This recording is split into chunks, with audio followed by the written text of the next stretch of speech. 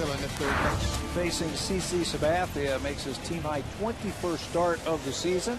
His 14th career start versus the Blue Jays and his second this season. He is all over the leaderboard in the American League. The 13 wins, that's #1 in the American League and the Major League.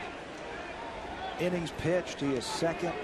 Strikeouts, he is up there 5th in the American League. So Blue Jays are in tough this afternoon. CC Sabathia will turn 31 years old in 5 days. July 21st. Surely one of the premier pitchers in all of baseball. Rajai Davis leading off. Couple of fastballs up and away. Like so many pitchers, CC Sabathia might give you a window of opportunity early in the ball game before he really gets his release point zeroed in and commands that strike zone. We certainly saw that the last time Sabathia pitched against the Blue Jays. That was in New York at the end of May. He started off very slowly in that game. Had a lot of base runners early, but then about the 3rd, 4th inning, he found it, started changing his approach to the Blue Jays, and he ended up throwing a complete game. 3-1. Blue Jays scored 3 runs off Sabathia back on the 24th of May in the 4th inning. That gave them a 4-1 lead at the time, but the Yankees scored 2 in the 8th, 2 in the 9th to come back and win it.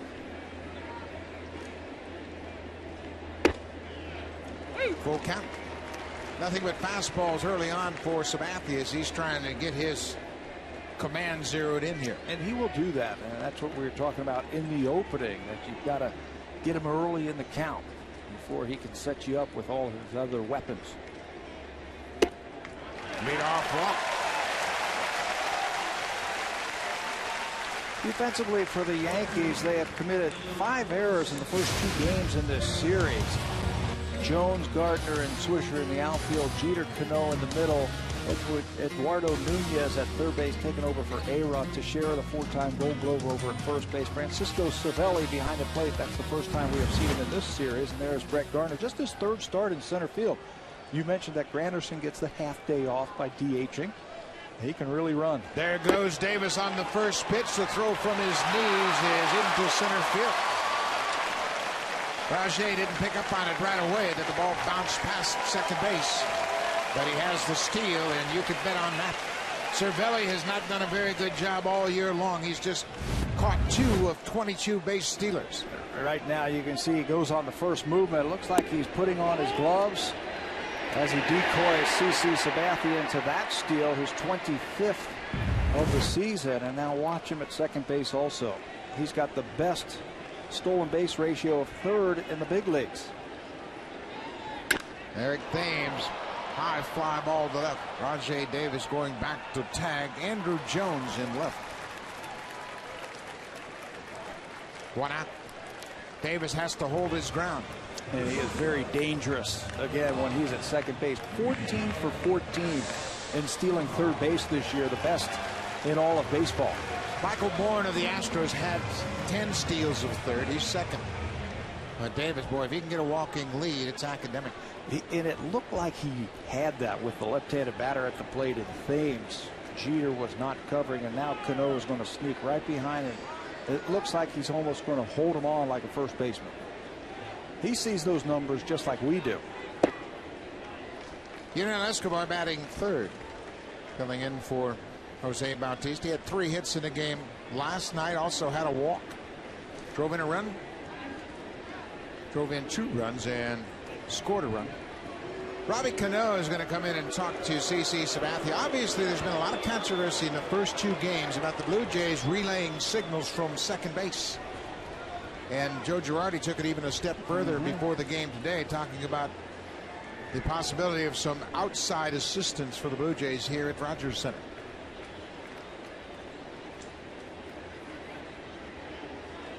Well, this is great because Sabathia's attention is certainly divided.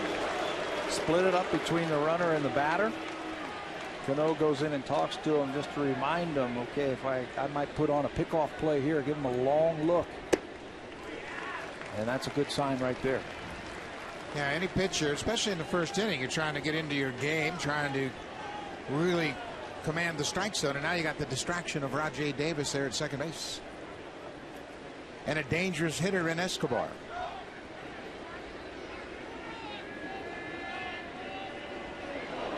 Sabathia can't do anything about Davis. Nope. He is not quick enough to wheel and pick him off at second. And Robinson Cano is standing right there, almost on the dirt at second base. Well, one thing he can do, he can give him a couple of looks, and that's what he's doing right now. He's giving him a long look, then he's turning to home.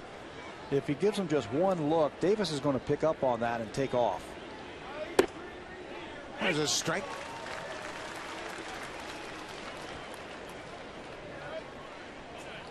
CC Sabathia with a 13-4 record, most wins in the majors.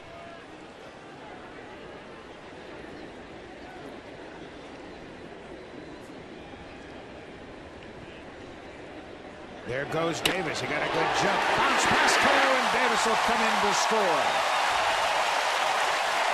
Junel Escobar hit it about 2 feet from Robinson Cano, but it was hit so hard Cano couldn't make the play on it. The Blue Jays have jumped out to an early lead.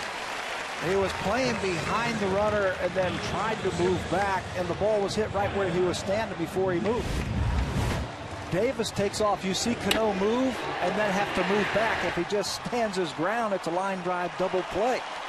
But he moves out of the way. The Blue Jays score the first run of the game on an RBI single by Escobar.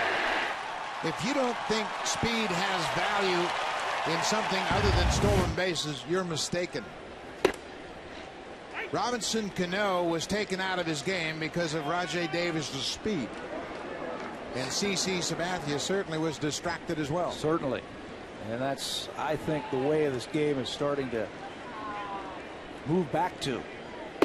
Lots of athletes on the field where you can create runs.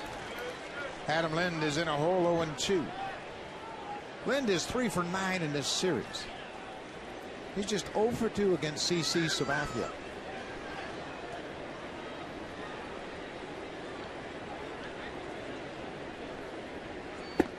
Now the breaking ball down and away. Lind strikes out.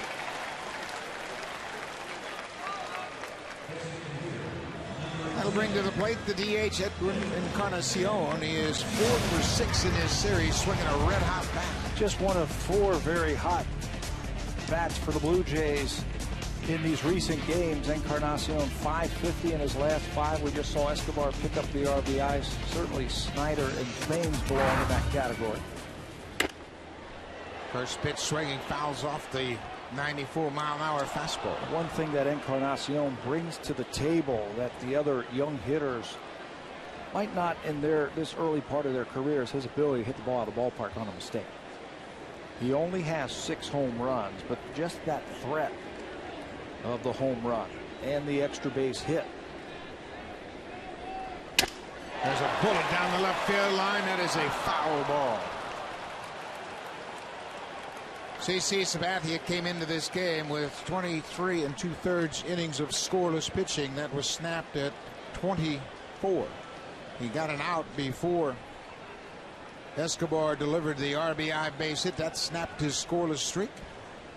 That was the longest of his career and the longest by a Yankee since May of 1980. The Yankee starter. 0-2, 2 outs. Breaking ball, and Encarnacion strikes out. 2 strikeouts in the inning.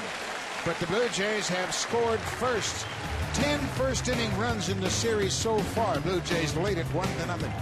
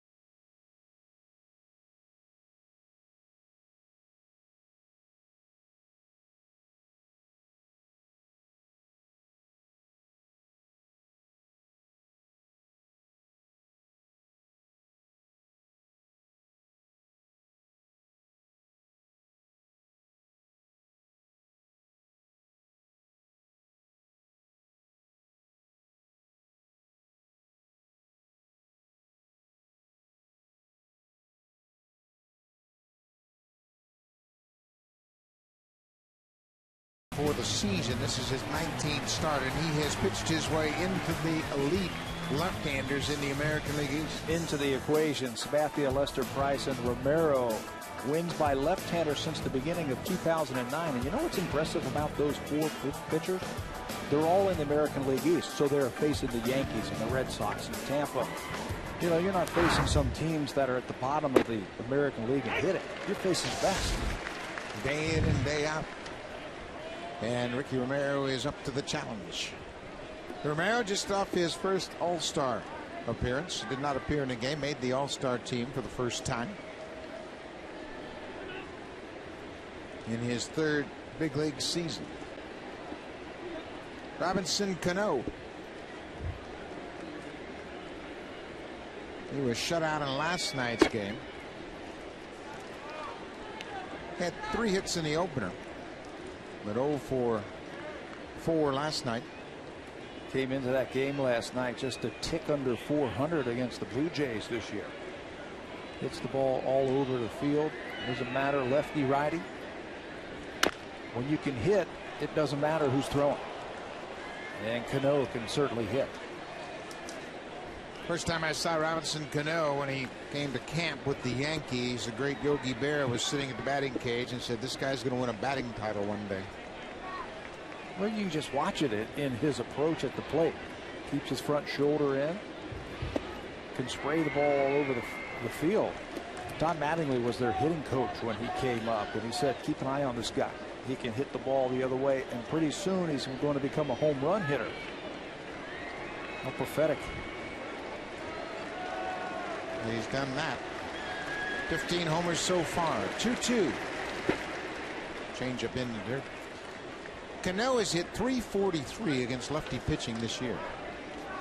He covers the ball away. He's quick enough to handle anything inside, and he is truly one of the toughest outs in the American League.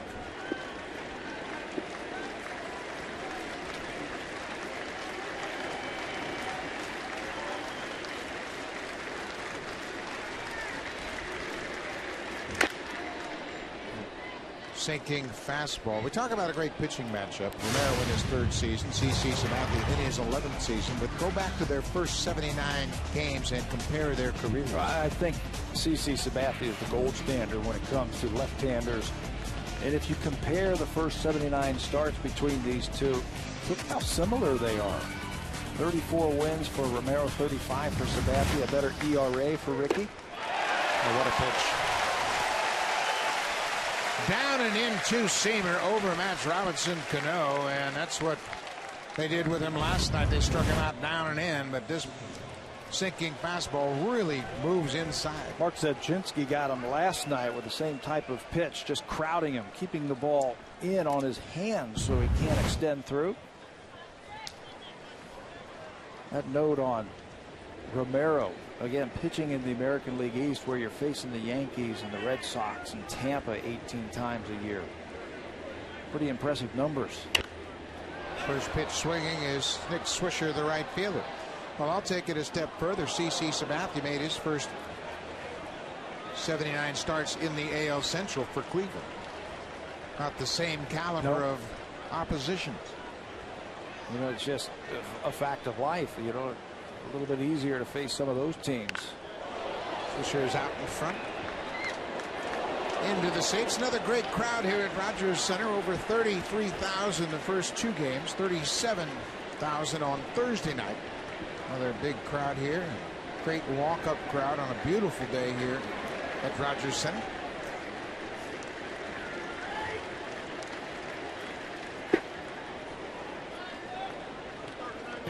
You mentioned Ricky Romero in his last start before the All-Star break was tense. It looked like he really had something on his mind. It was probably that he was auditioning for the All-Star team, trying to pitch well, and there was some question as to whether or not pitchers would go. And I think he just had that in the back of his mind. That was the Wednesday before the All-Star break, and that was the day that they were going to take pitchers who were going to become the designated pitchers in the All-Star game, meaning that if it got past a certain time in the All-Star break, they needed pitchers, if they went to extra innings, who pitched on Wednesday and who was available. As a Drive to center field. Rajay Davis is back. It's over his head and out of the ballpark. A ground rule double for Nick Swisher. I don't think Rajay Davis picked up that ball off the bat. Looked like he took a step in before he realized it was hit pretty hard. Yeah, smoked to center field by Swisher. You see on this replay here, the ball right over his head, and you're right, he shuffled a bit in, and the ball took off on him. One of the toughest plays for an outfielder is that line drive right over your head. Swisher with his 18th double of the season. We talk about how tough it is on fly balls on a bright sunny day. Sometimes it's tough to pick up the ball with the background behind home plate. Got all the white shirts. You've got the glare.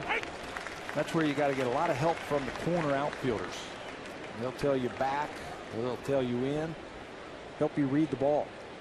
Andrew Jones, 2 home run night in the opener on Thursday night. He drove in 4 runs, a solo home run and a 3-run homer, both coming off of JoJo Reyes.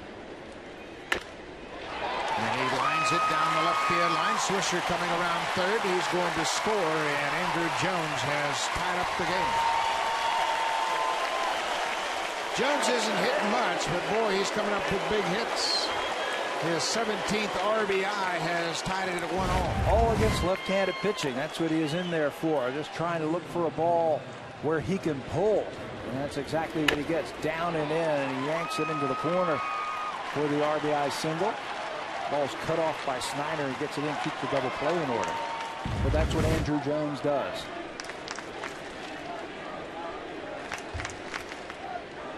So with Jones at first, Brett Gardner playing in center field today will stand in.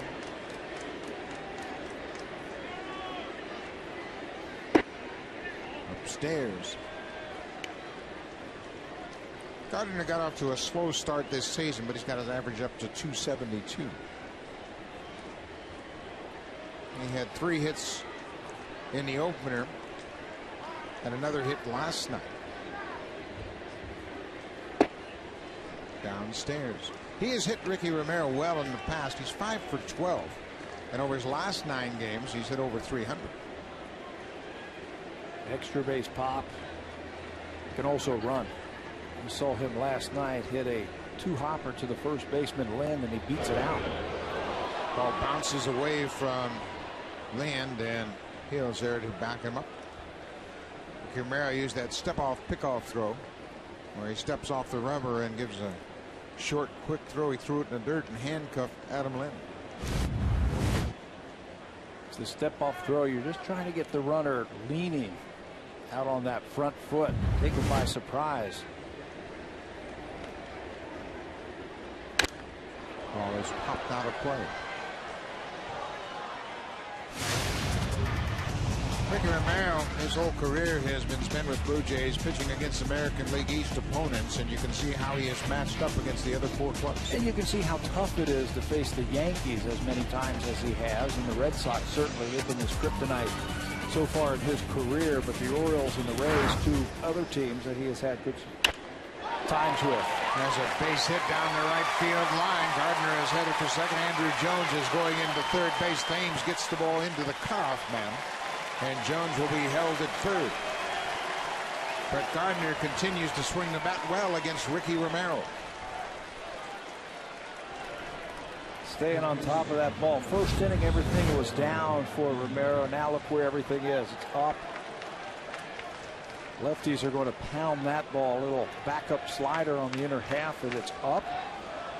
Gardner bangs it down the right field line, extra bases. 14th double of the season for Gardner. Third baseman Eduardo Nunez with 2 on. Second and third, 1 out. Infield in the middle is going to play back. Corner infielders are in.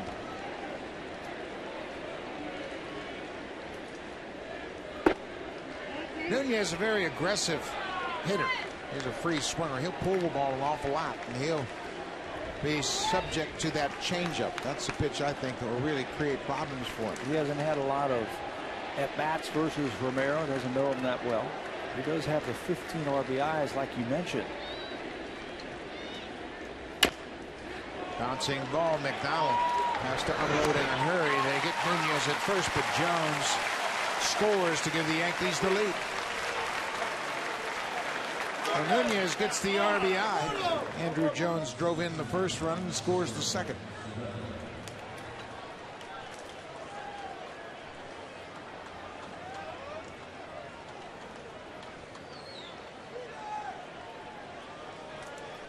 So with Gardner at third base, 2 down. Romero has thrown 31 pitches. The catcher, Francisco Cervelli, will bat. Of course, Gardner with great speed down at third, just 90 feet away from scoring. Anything in the dirt, Aaron Seavey is really going to have to smother it. Pushes Cervelli back.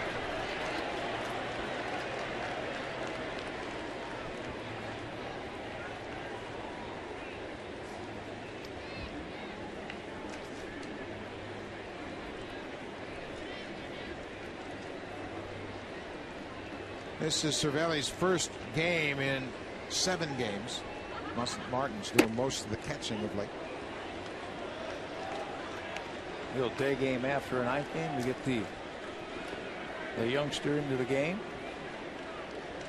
Give Russell Martin a day off. Cervelli, when he first came up for the Yankees, was getting big hit after big hit after big hit, and everybody was surprised of the offensive numbers.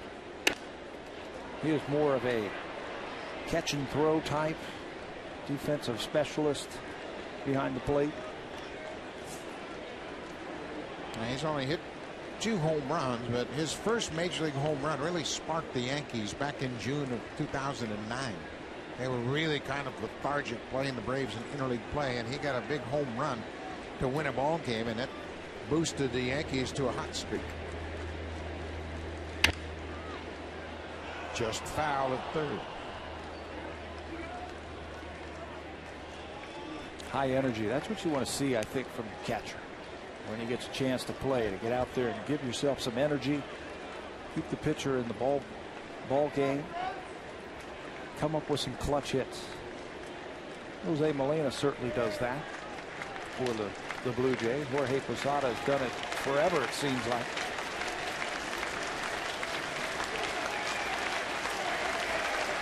Two balls, 2 strikes.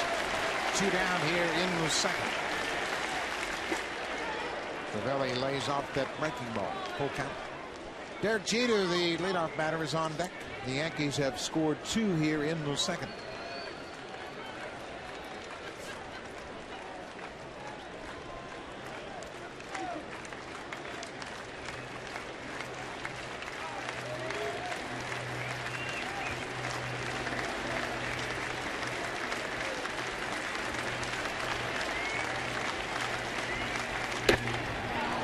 Takes the walk, and that'll turn the lineup over. A 2-out walk issued to the number 9 hitter, and Derek Jeter will bat with 2 on.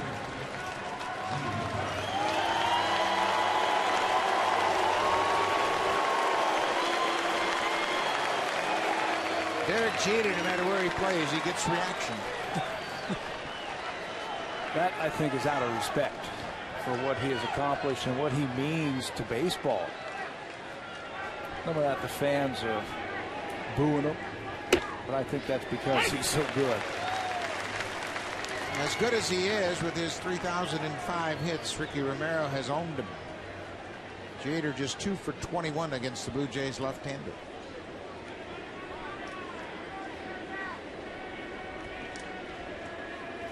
There goes Gardner, pitches outside, and Aaron Seavey didn't make a throw.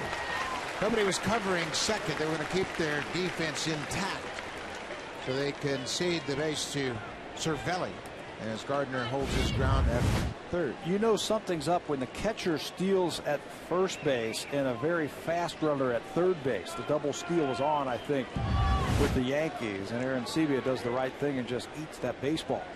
Just hold on to it so Gardner doesn't try and steal. Jeter fights it off.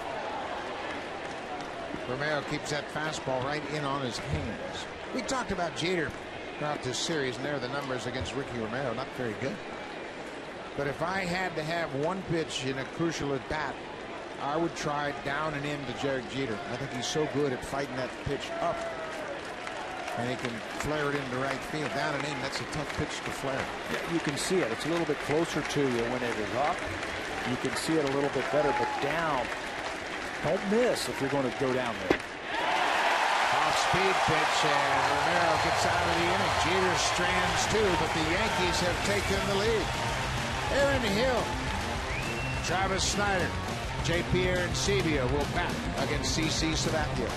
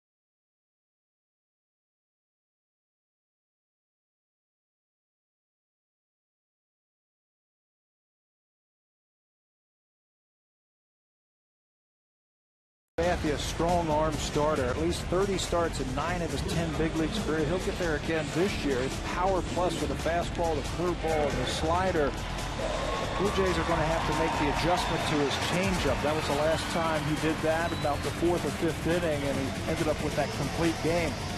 But he's power plus. He'll come right after you, especially early in the count. Sabathia fell behind early, but the Yankees have given him the lead. Blue Jays were up 4-1 against C.C. Sabathia in New York. He ended up winning that ball game with a complete game effort. Aaron Hill looks at a first pitch down for a ball. Hill's 2 for 9 in this series so far.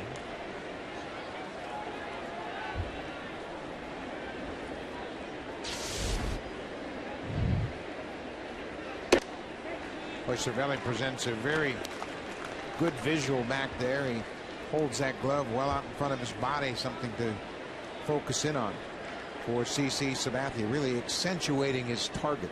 And he gets him down low, very low for that pitcher to stay over the plate. When you think about a pitcher, he's into his windup, he's moving and everything else. The first thing you want him to see when he looks up and catches the glove again, you want him to see that glove and zero in on that target.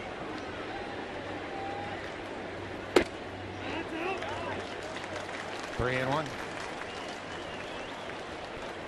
Cervelli truly understands what his job is, and that's to get the best out of the pitcher.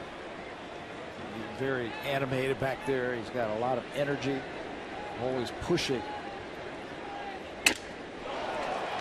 Not like that broke his bat. Andrew Jones coming in from left field. Long loping strides, makes an easy play of it.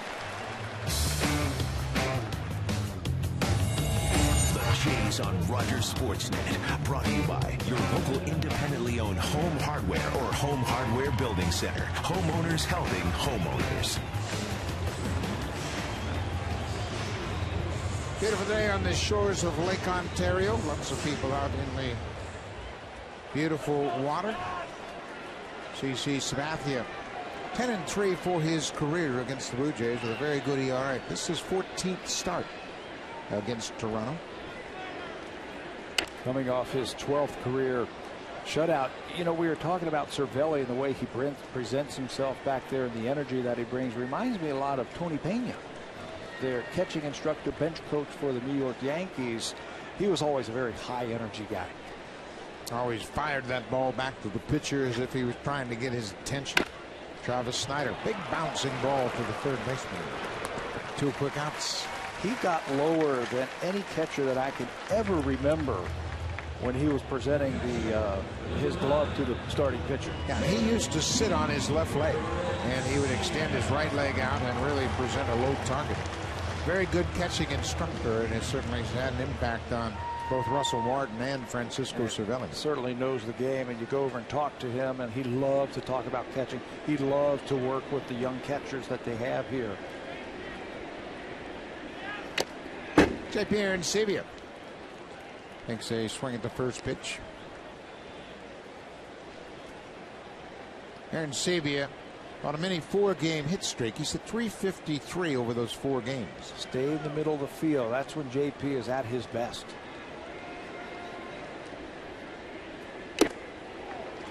.94 with the fastball. Sabathia's ahead. He certainly can pull the ball. He's got that type of swing, but when he stays in the middle of the field, that's where the batting average will start to creep up. Upstairs. Wanted Arencibia to chase. Doesn't chase too many times. It seems like Arencibia has an idea when he is at the plate. Runs off the end of the bat, popped up into shallow center field. The second baseman, Robinson Cano. Final out of the second. A 1-2-3 inning for CC Sabathia.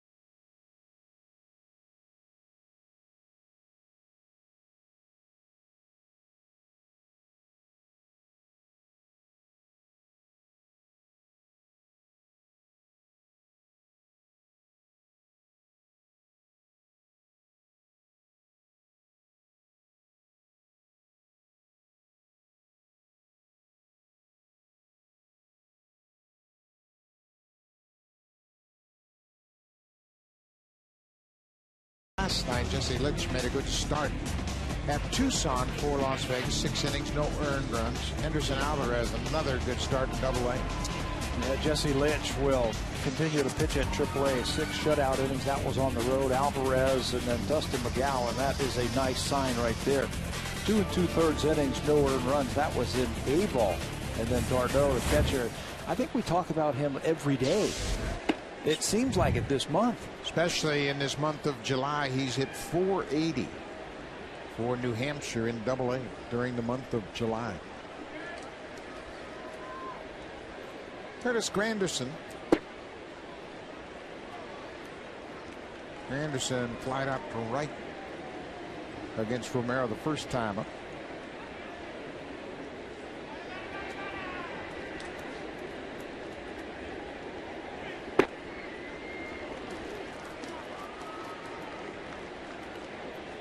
Romero falls behind Curtis Granderson.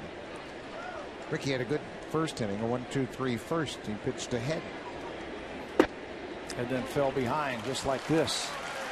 A 4-pitch walk. To continue the story of the farm report, we're going to look at Travis d'Ormeau. The month of July, we mentioned he had 480 and a 1.369 OPS. He's reached base safely in his last 21 games. And remember, he is a catcher, and it's getting hot, and he's playing every day. Usually catchers wear down. It looks like d'Ormeau is getting stronger as the summer wears on. 480 average in the month of July. It's very impressive for AA. And it's a good league, too, the Eastern League. Just 22 years old. One of the younger position players in that league, and he's holding his own. Hitting cleanup as well. Mark Teixeira with Granderson at first. Ball on the strike.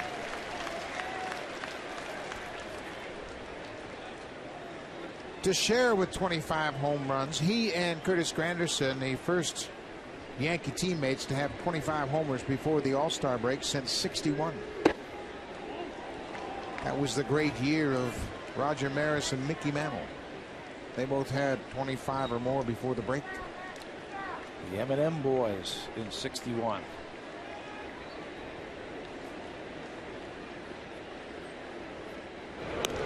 You know, you talk about the Bronx Bombers and you talk about all the home runs that the Yankees hit, but they've got some speed too.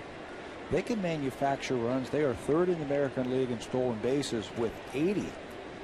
Well, now 81 after Cervelli stole second base. The Yankees aren't all about home runs. They can do other things. Jeter has 8 steals. Granderson has 15. Brett Gardner has 23. Eduardo Nunez has 10. The game has turned back to the way the game was when Girardi started his career. Same for Tony Pena, when pitching and defense were emphasized and you could win games by stealing runs.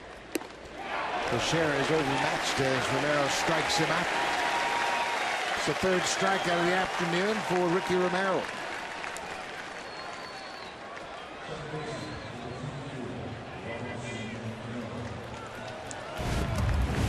Looks like he cuts a fastball right under the hands of Mark Teixeira as he swings wildly at those pitches. They're crowding him, keeping the ball inside on him.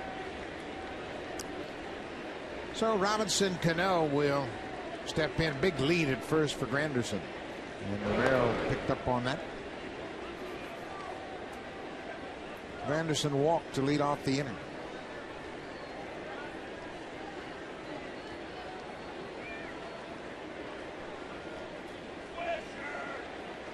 Smart hitters like Cano pick up on patterns. He struck out on an inside fastball.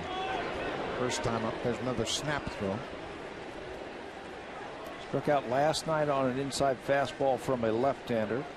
Struck out against Romero his first time. He might be sitting on that first pitch on the inner half right here, especially with the hole on the right side of the infield opened up for him. Romero and Granderson, little chess match going on now. Ricky just held the ball until Cano asked for time. Yankees lead it 2-1.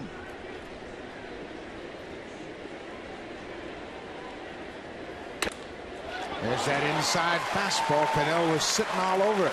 Granderson goes around second. He's headed for third. You can't fall into patterns against good hitters. It's just too smart, especially with the first baseman holding a runner on. There's a big hole on the right side of the infield. You go in there, and he's going to be ready for it. Snatches it right past Lind and down into the corner. He misses on the inner half and down. You can see Aaron Sevy was set up away, but Cano was still looking fastball, and when Romero missed the outside target, threw it inside, Cano was all over it. So 1 out. Ricky Romero still has a chance to get out of this inning if he can get a ground ball from Nick Swisher.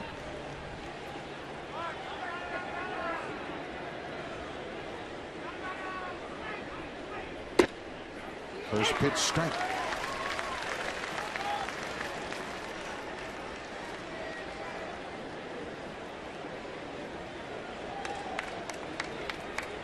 Swisher doubled his first time up.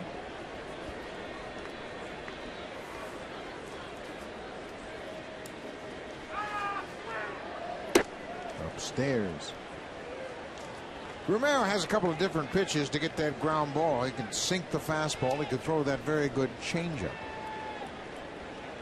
Generally, you'd like to get Swisher out on that front foot, get him to roll over on something. It's going to be hard because Swisher is a smart hitter, too. He grew up around the game. His dad played in the big leagues. And he's very patient at the plate, and he knows what his job is to do right now. Get a ball that's up so I can get the ball in the outfield and score that runner from third base. That time a little anxious on the change. But you're right. If Romero makes a good pitch, especially down and away, and he's thinking about pulling the ball, he can get the ball on the ground and get out of here. Stays with it and fouls it into the seats. Swisher's hitting .395 with runners in scoring position, less than 2 outs. That's where he's at right now. Smart. He's a smart hitter. He understands the game of baseball and the adjustments that you have to make from at bat to at bat. He's had 38 at bats in these situations. He has 31 RBIs in those 38 at bats. Drives this one deep to left field. That's over near the seats. Snyder is there, and it's out of play. Swisher did what he wanted to, got it up in the air to the outfield, but pulled it into the seats.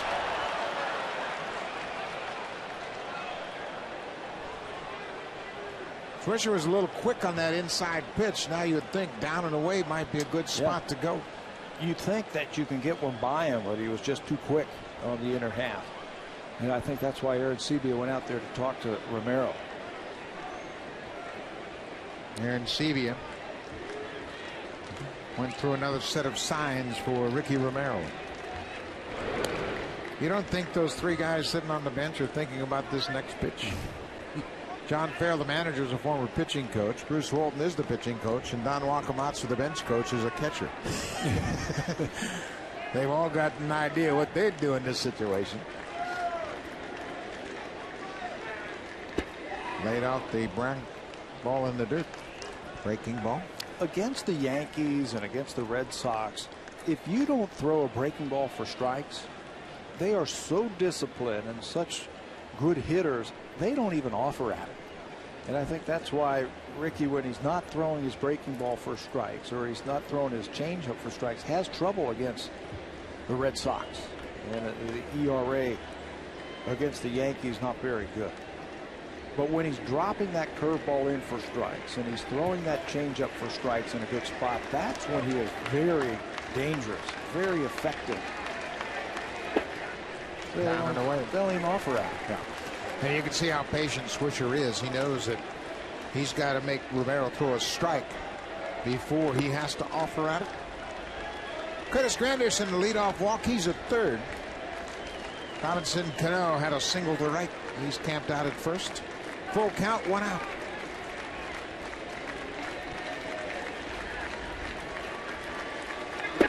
Strike 3 call.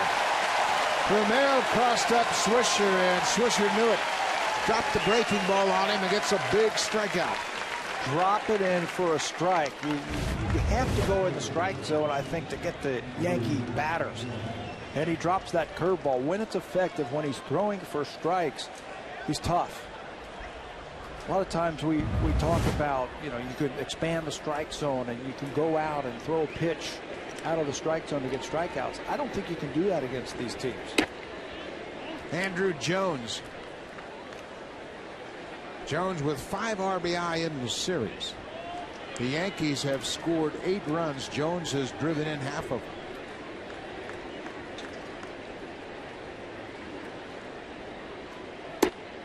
There's that curveball, catches the outside corner. That's a new dimension. All of a sudden, it's important for Romero.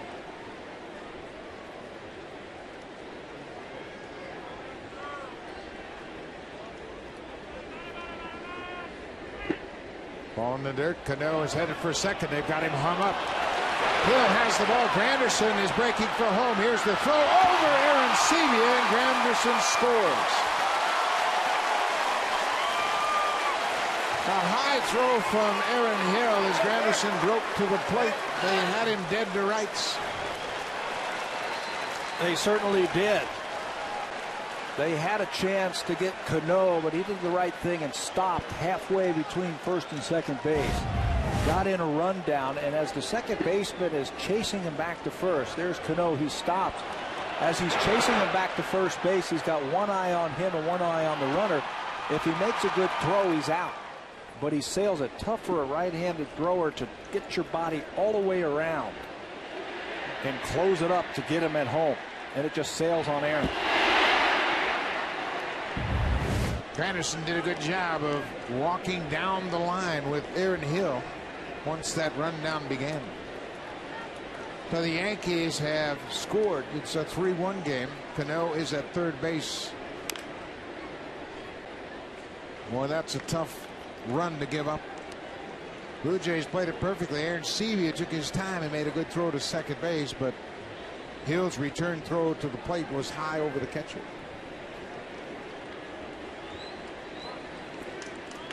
The scoring, it's a wild pitch, ball in the dirt, and the run scores on the air by Hill. Romero thought he had the strike.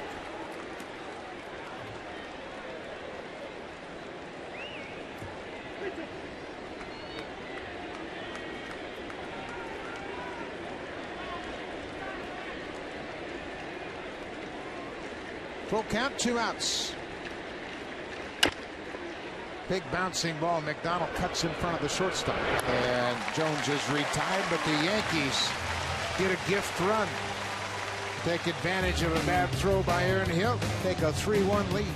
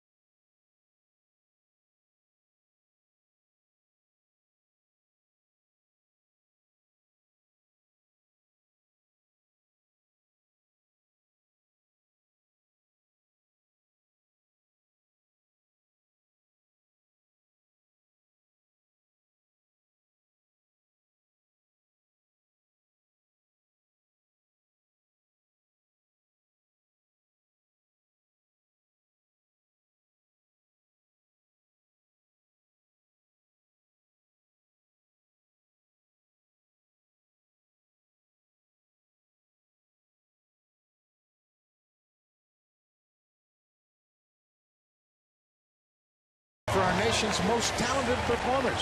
Auditions are being held in Vancouver, Edmonton, Winnipeg, Toronto, Montreal, and Halifax. Canada'sGotTalent.com has all the date and location information. We're looking for acts of all ages. Sign up now. Show up for Canada's Got Talent.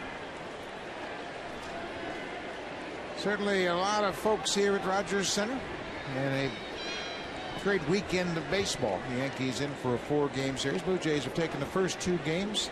John McDonald, former teammate of CC Sabathia, steps in to start the 3rd. Johnny Mac certainly knows how to hit CC Sabathia.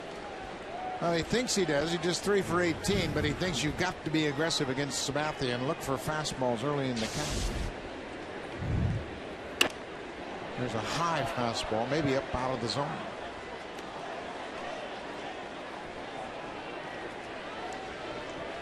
Sabathia came up with the Indians in 2001. McDonald broke in with Cleveland in 1999. He had 18 games in his first big league experience. Hits that ball right to the 3rd baseman. In the dirt, pass to Sheriff. McDonald took a step towards second, and he had to get back to the bag. Cervelli well past first base, backing up the play. That's textbook for a catcher. Nunez with another error, his 12th of the season, filling in for Alex Rodriguez at third base. He committed a big error the other night that led to 5 unearned runs. Has plenty of time. He just throws it right in the dirt. Not even Mark Teixeira can go down and get that one, but you are right. Francisco Cervelli, we've talked about the energy that he has. The catcher from behind the plate ends up running that one down. That's where we were all taught to end up. You got no place else to be except backing up first. So the leadoff man's aboard. Back to the top of the order. Rajai Davis takes a strike. Nunez, as you mentioned, 12 errors now. That's the third error he's committed at third base. Yankees have kicked it around throughout the series. That's the 6th error they've committed. Nunez is a shortstop. Just foul by trade, but he is not going to push Derek Jeter out of his position. They want to get him into the lineup. He's got some talent. He can run a little bit. He's got some speed. He's driven in 15 runs. One of their better prospects, but right now he's playing himself into an outfield position. And he's been out there a few times. 0-2. Breaking ball down and in. Cervelli wanted the appeal. The veteran Jerry Davis down at first signaled no swing. And Nunez is playing in his 54th game. And that's his 12th error.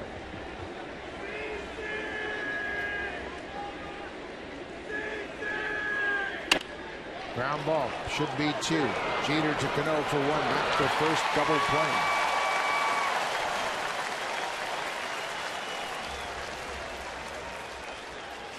Yankees turn 2. Last half inning. George Poulos, the head athletic trainer for the Blue Jays, is talking with Bruce Walton, the pitching coach. You can see him moving in his shoulder around. Might be something related to a player. Then Poulos goes down to relay a message to John Farrell. Obviously, we have no idea who he's talking about, but it's certainly about a player. And to make sure the pitching coach and the manager know, you would assume it's pitching related. It's a pitcher, right.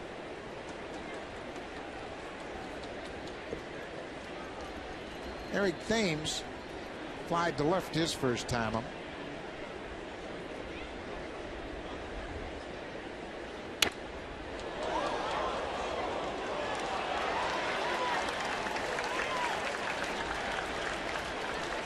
Thames getting his first look at CC Sabathia.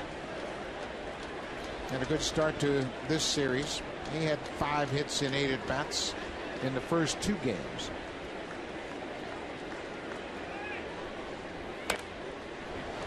Thames left the ball game last night after the 5th inning.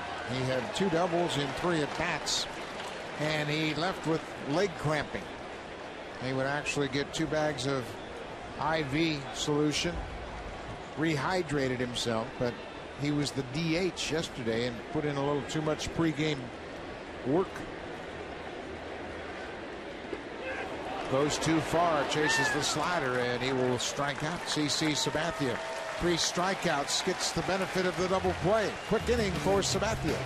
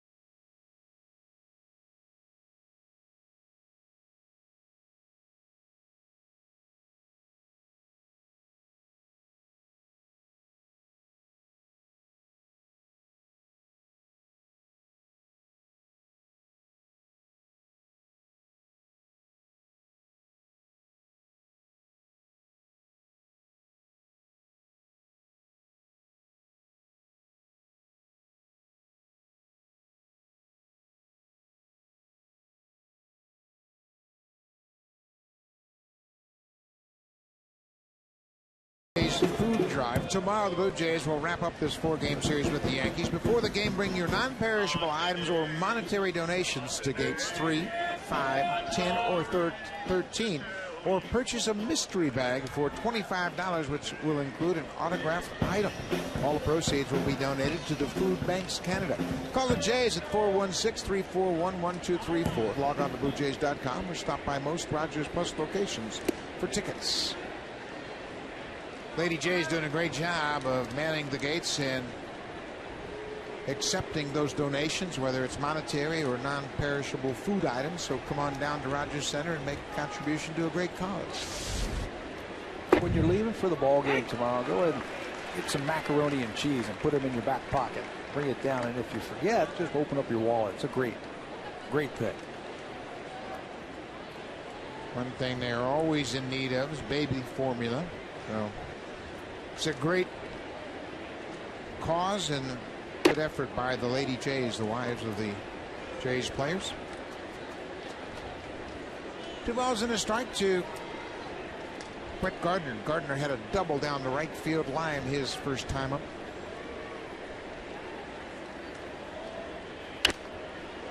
Pops this one back out of play. We mentioned Ricky Romero with a 3-2 record against the Yankees. Brett Gardner hit a grand slam against Romero last year in one of his worst starts of his career. Gave up 8 runs in the 3rd inning in New York on July 3rd. The Yankees would go on to score 11 runs in that 3rd inning, 8 of those charged to Romero. And then Romero answered that effort with a complete game 2-hitter in August, as he beat the Yankees on their home turf. This is a curveball here, trying to spin it to the outside corner, and it slips out of his hand. I remember those 2 games, the good and the bad. Gardner loops this one into center field, into no man's land, and he's going to head for second. Davis laid back on it, and Gardner took advantage. Boy, he is hot. Pair of doubles already this afternoon. Little looper in front of Rajay Davis, and Brett Gardner, always running with his head up, took advantage. And not taking anything for granted. He knows that he hits this ball off the end of the bat, and when he's watching Davis lay back on it, that's when he takes off. The ball spinning a couple times on Rajay. Gardner knows if you lay back with the great speed that he has, he can turn it on and turn it into a double. Right there, look at him. Cuts that corner and makes it easily in the second base. Nunez bunts it to the first base side of the mound. Romero off the mound makes a good play. Nunez does the job. He moves Gardner from second to third on the sacrifice. Yankees using their legs and using their ability to manufacture runs. Gardner gets to second, they bunt him over, and now Cervelli up. We might see another bunt. Watch Escobar extend and turn the cartwheel as he gloved that ball, not wanting the ball to get away. Wasn't as nice as the Ben Revere flip between second and third on his triple last night. How about that? A somersault at shortstop. Inside, Cervelli is a threat to bunt. He handles the bat well. He's got great speed at third base. Long look at Rob Thompson, the third base coach. John McDonald wants to make sure if there's any verbal exchange, he's right there. A lot of times managers will give you one shot to drive him in swinging and then go to the bunt. If it's timed perfectly, the sacrifice, even with the infield drawn in, is almost indefensible. If that runner at third holds until the pitcher's about ready to release the ball, there's not much you can do about it. The only thing you can hope for is a firmly bunted ball back to the mound or a pop-up. But you're right, it is tough. And as a hitter, you're just trying to get the ball on the ground anywhere. You know that you've got a lot of speed at third base. So now with 2 strikes, you would expect that Cervelli wouldn't bunt.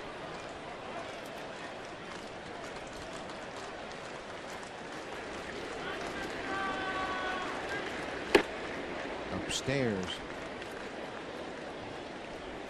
Yankees lead it 3-1. We are in the top of the 4th inning. Blue Jays took a 1-0 lead in the first. Yankees came right back. Scored 2 in the second. Added a run in the third. Struck him out. Stayed right inside on the hands of Cervelli, and Romero gets a strikeout. Well, they stayed inside against Cervelli. If he hits the ball, they're hoping to jam him, keep the ball in the infield. Cut fastball down and in, and they stayed one better. They got a strikeout. That's where you want to pitch a batter, especially a number 9 batter with a runner at third base and less than 2 out. Just try and crowd him and jam him. Derek Jeter is 0 for 2 so far. He's just 1 for 10 in the series. Bounced foul.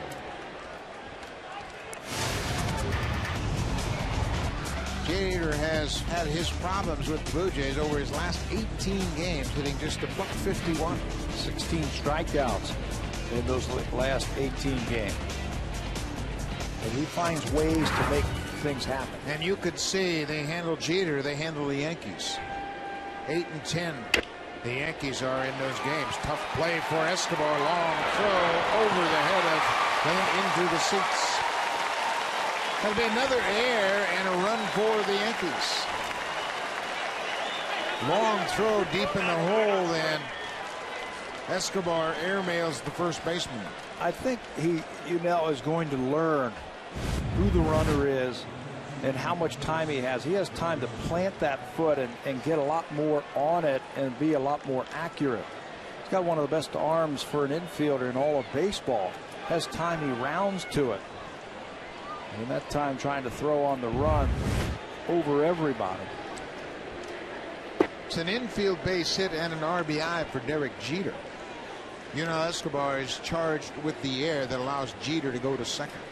Escobar's 9th error of the season. The Yankees have taken advantage of a couple of defensive miscues. Ball on the strike to Curtis Granderson.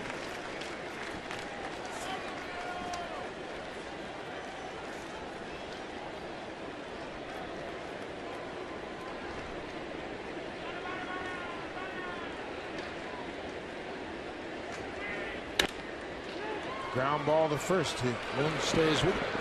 Beats Granderson to the bag, but the Yankees had an insurance run.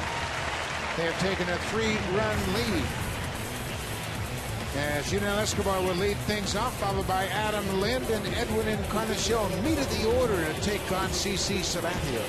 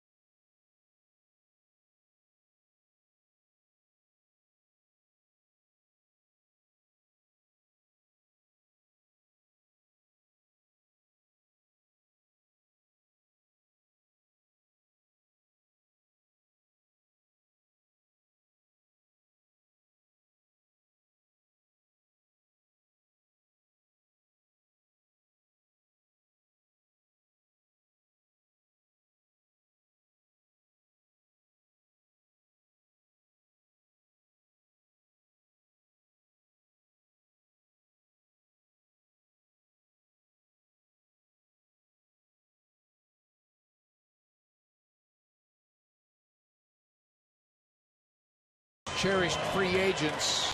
The Yankees picked him up, signed him to a free agent contract December 18th of 2008. They paid a lot of money for him, but it's paid off.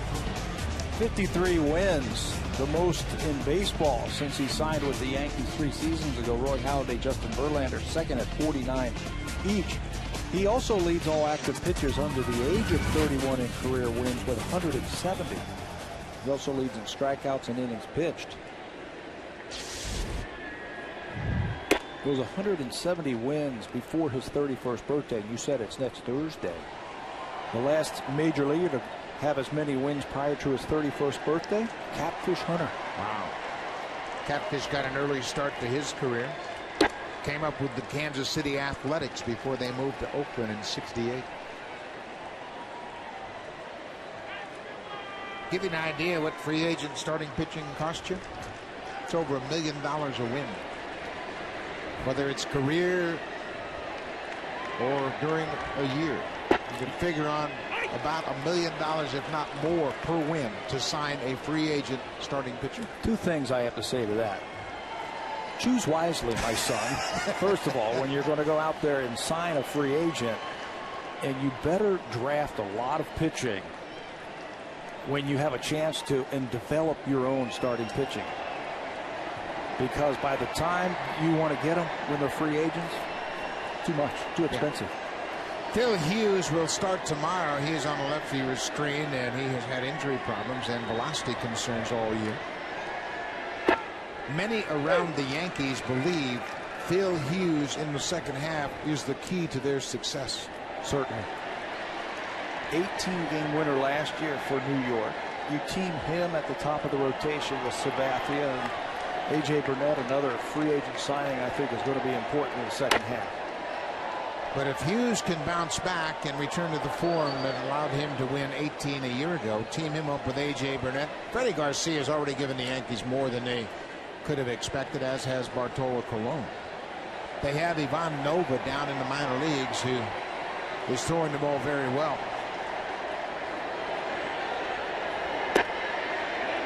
Sabathia thought he had Escobar struck out.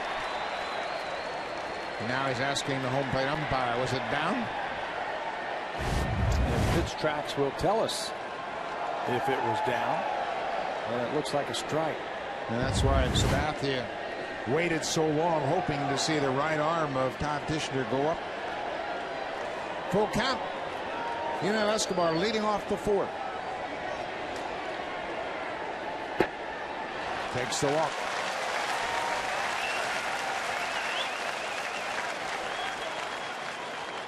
CC Sabathia signed with the Yankees. People thought maybe he was going back to the West Coast. He grew up in California, but here's what you get for $62 million. 3 seasons with the Yankees, 53 wins. So you can see he is right there, just about $1 million per win. Yeah, just win. A good ERA, good whip. And also the knowledge of having a #1 guy who can match up. You get into the playoffs, you know who's starting game 1. You get into a 3-game series late in the season, you know you've got that big horse and you've got a chance to win. Now, you can always think about who wins, and the people that lead the league in ERA, people that have the stud pitchers, they're playing in the postseason. Durable, strong, they go deep into the game. CC Sabathia is a big man. About 6'7". He's got broad shoulders, very strong. Just remember a couple of years ago, before he came to the Yankees, when he was traded to the Milwaukee Brewers, and it was almost like he got the Brewers into the playoffs. Bouncing ball past Cano into right field. Escobar will stop at second. Swisher has a good arm.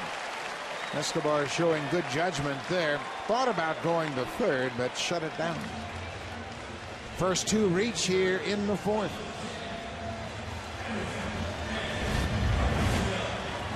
He stays on this breaking ball.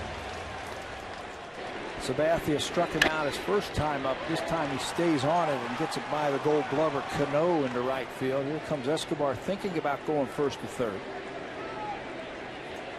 But you don't want to make the first out over there, so he puts on the brakes.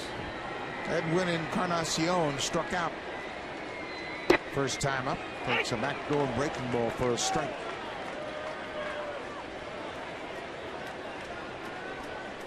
Encarnacion leads the Blue Jays with 20 doubles.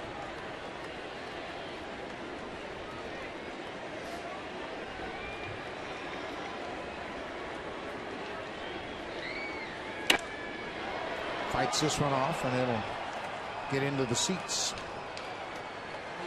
Now, here's the one thing that Escobar brings to the table, and you talked about it before, the threat of knocking it out of the ballpark. Escobar gets on base with the leadoff walk. Lynn behind him singles to set the table for Encarnacion. I think that's why Escobar stopped, because he knew the tying run was coming to the plate and has the ability to knock it out of the ballpark. Off-speed pitch.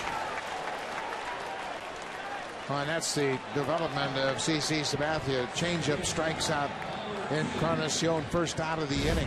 Got to get him early in the count, or he'll start messing with you. Breaking ball down and away.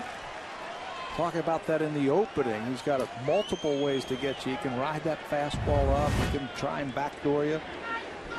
He also has a fine changeup. Big strikeout for Sabathia. Aaron Hill lines it to the third baseman, and Escobar is doubled up. So a promising start to the inning ends up on a double play. Sabathia has a 4-1 lead. Now it's time for a connected update. Here's Jamie Campbell, Greg Zahn in the Blackberry Broadcast Studio.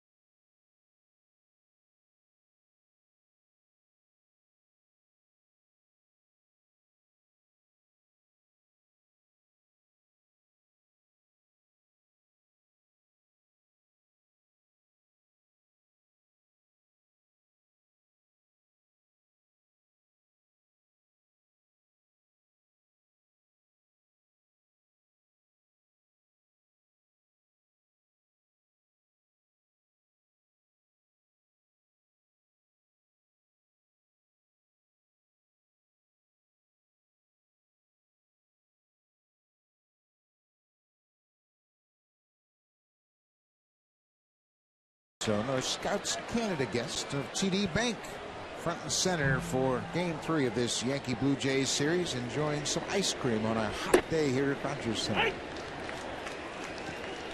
Mark Teixeira takes a first pitch strike. Teixeira 0 for 2 so far.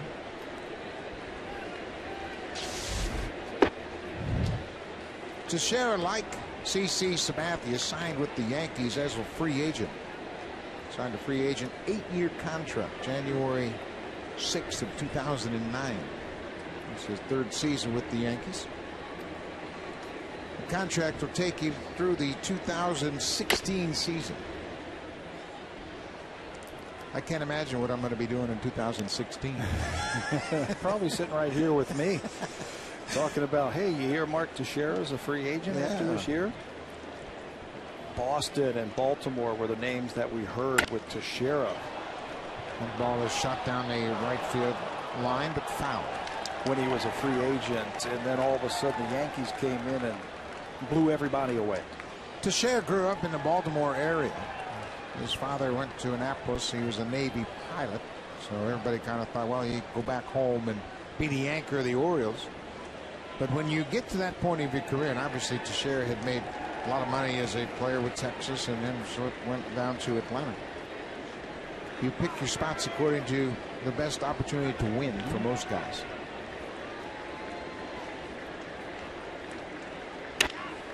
But a looper into center field. Davis backs up a few steps.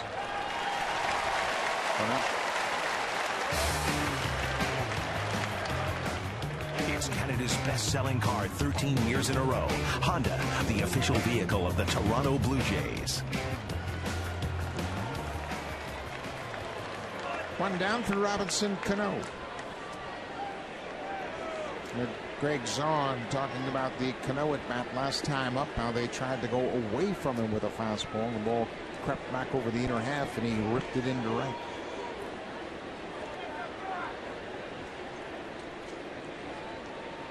Good hitters like the ball away from them, where they can see the ball, stay on it, use their hands, work their magic. Hitters don't like to be crowded. The ball is off the end of the bat. It also is a product of pitching and the way the umpiring has changed over the years, favoring the hitters. Strike zone has gotten lower, if anything, and somewhat more conservative on the edges. So pitchers now have a difficult time pitching inside consistently. So as hitters, where are you going to really work on? The outer 3/4 of the plate. Do you think the era that we just went through with all the big muscle heads and all the home runs that they hit had something to do with that, about being afraid to throw inside too? I think that had a lot to do with it, because you could jam a guy and the ball would fly out of the ballpark, and then it became a point of frustration for pitchers. I've got another theory why pitchers don't pitch inside as much as they used to. Growing up, they're pitching against aluminum bats, and you throw inside to aluminum bats. In the olden days, you could crack a bat and feel good about yourself and get out. So you throw inside, they just don't know how to throw inside because they haven't been able to do it. Now, there are several factors that have an impact on the way pitchers pitch. You see the elbow protection on Robinson Cano, and hitters wear those pads just part of their uniform now, and officially those pads are to protect injured areas. I mean, that is the letter of the law, but most hitters wear them for armor. Cano's aboard with a 1-out walk. Let's check in with Jamie Campbell.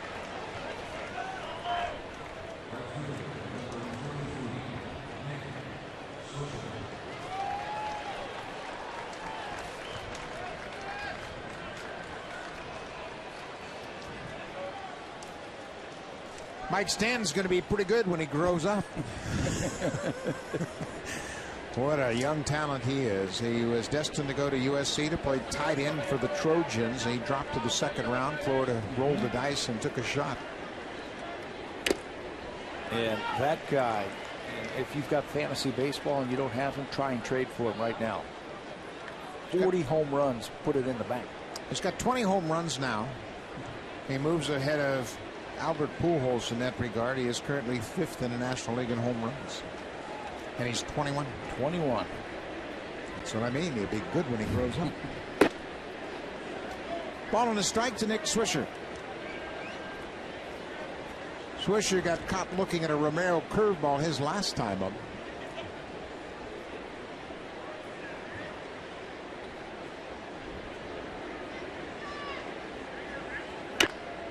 Changeup. And you heard the commissioner of our fantasy league, Pat Tabler, endorse Mike Stanton, so make sure you go out and pick him up for the second half if you can get him.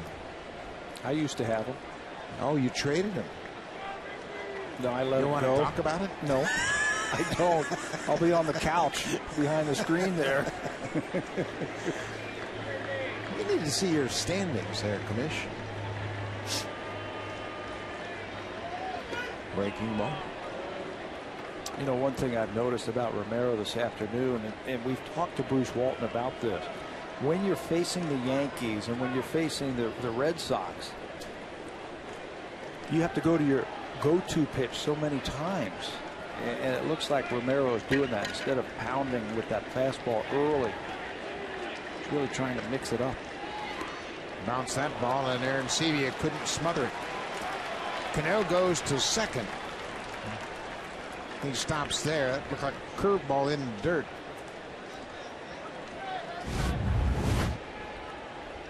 Bounced a couple of these this afternoon, and Aaron Sevilla trying to get over and keep that ball in front of him. It's a wild pitch for Romero in the American League last year. Much better at it this year.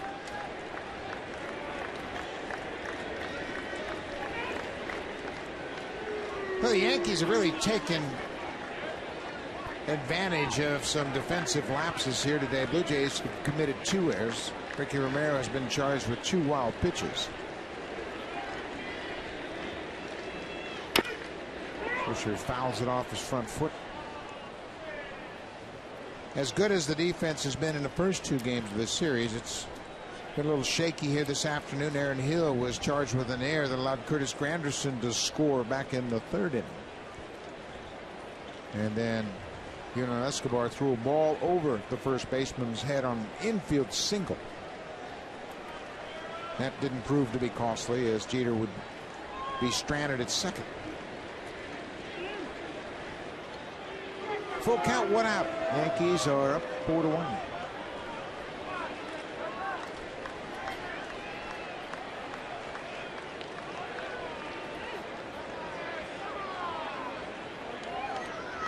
Robinson Cano on base for a 2nd time.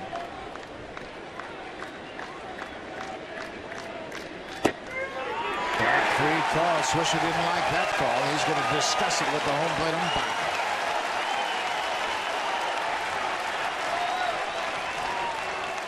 Ricky got him last time looking with a backdoor breaking ball.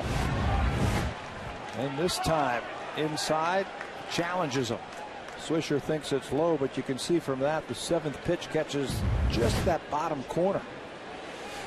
100 pitches now on the nose for Romero.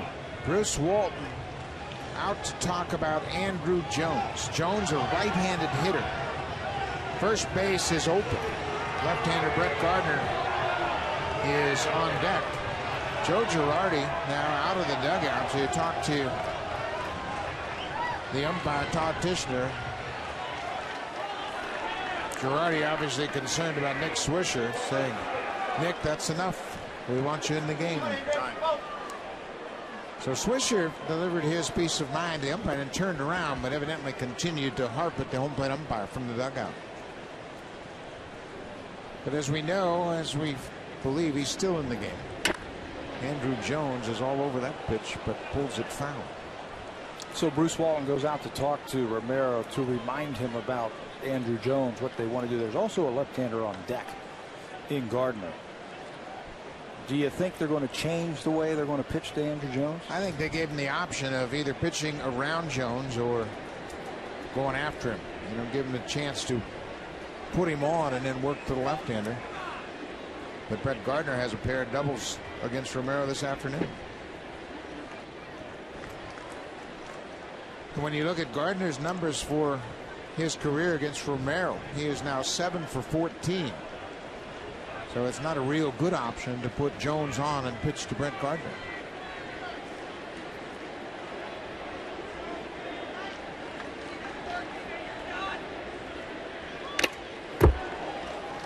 If I were pitching to Andrew Jones, I'd stay hard on him. He slowed down a little bit later stages of his career. He's a smart hitter. He's going to hit breaking ball strikes, and he's got a little bit slower back, so stay hard. And up, I think.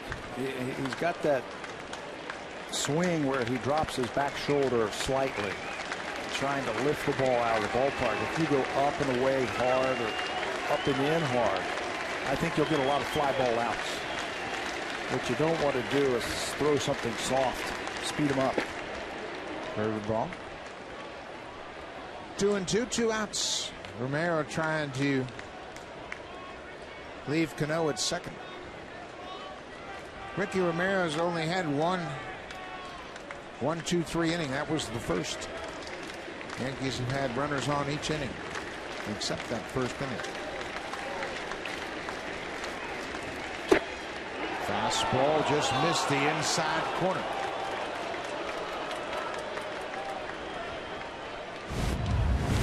They try to go inside, and it's inside.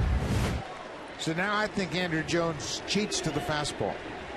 He just rolls the dice that Romero's going to try to throw him a fastball with this full count, knowing Gardner's got 2 hits already. Good hitters, that's what they do. They think. They think along with the pitcher. They think situations. You get that by playing a lot of baseball. Breaking ball. He gets a piece of it. Probably a ball, but with 2 strikes, you can't take. Got to protect anything close.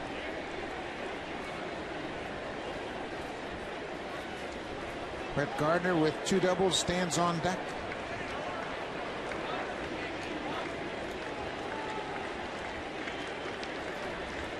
Got him. Change up does it. Andrew Jones slaps his bat away in frustration. Aaron Sevilla puts the tag on him, and Ricky Romero strands Cano at second. Travis Snyder will lead things off. J.P. Arencibia and John McDonald. When we come back, Blue Jays trail by 3.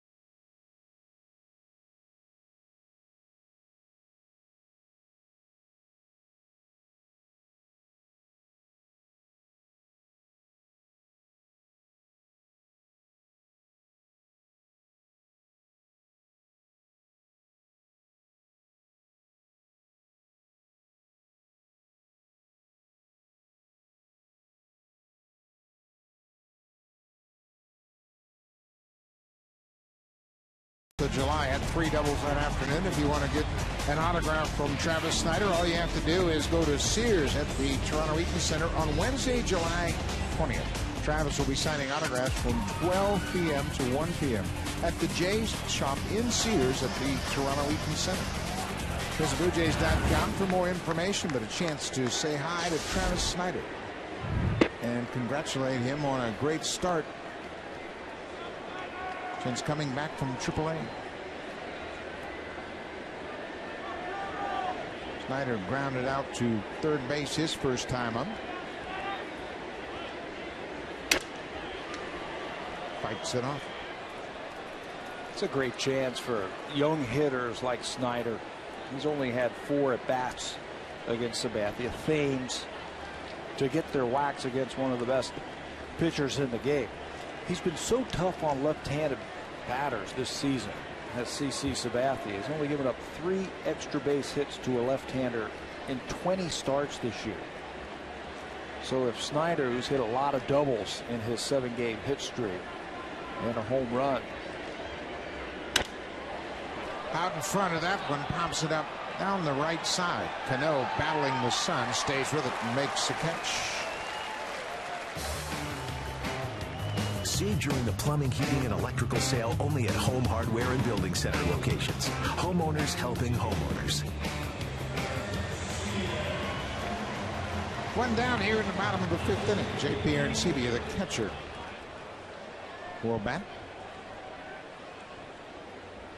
Mentioned Arencibia has a mini 4-game hit streak going. First pitch breaking ball. For Sabathia, he is so adept at changing his patterns during the course of a ball game. He'll give you 3 innings of power, 3 innings of finesse, and then he'll mix it up for the final 3. And as a hitter, what do you lay on? There's nothing that you can just sit back on. Popped up, Brett Gardner. 2 down. Yeah, you get one at bat, you're thinking, I got to get the head out because he's throwing hard. And the next time you see him, everything is soft. And then the third time, you have no idea what to look for. That's exactly what he did the last time the Blue Jays faced him. Really changed up on him, throwing more changeup. And you know what else? He throws strikes. He's got command of those pitches. He'll throw them for strikes. Fastball in and out, up and down, breaking ball the same way, the changeup. You have to be able to command. This is his 60th pitch of the game, and we're in the 5th inning. Yeah, everybody always looks at his innings pitched and says, wow, he's going to wear down, but he never throws many pitches. No. In and out. Don't give him a whole lot of information. That's popped out of play. Sabathia is into the 5th inning here. That'll take him up over 150 innings for the season. But he is not the leader in innings pitched in the American League. That distinction is held by the Tigers' great right-hander, Justin Verlander. James Shields has to be up there also with all his complete games. Shields has 142 2/3 innings. He is currently 4th in the American League. But it's the usual suspects: Verlander, Sabathia, Felix Hernandez, James Shields, Dan Heron, Jared Weaver, David Price. Like clockwork. Yeah, year in and year out. They take their team deep in the ball games. They're up among the leaders in innings pitched and always among the leaders in ERA and strikeouts. McDonald in a hole, 0-2. You know, they're up there in innings pitched. Every one of the guys you just mentioned, they throw a lot of strikes. They don't have games where they have 3 and 4 walks and they're out by the 5th inning. They just command that strike zone. It allows them to go deep into the game. Outside, here's a couple of newcomers to the top 10 you don't talk an awful lot about. Doug Fister of the Mariners. He's 8th. C.J. Wilson of the Rangers is 9th, and Justin Masterson of the Indians is 10th. The new breed of impact starters. If you have a chance to get that Fister guy, his record is awful. Now I'm talking about teams, you know. I think he's like 3-11. He's pretty good, though. So is C.C. Sabathia. He has a 1-2-3 5th inning, picks up his 5th strikeout of the afternoon. The Yankees lead 4-1 as we head to the 6th, and a new pitcher, Sean Kemp, coming out of the Jays bullpen.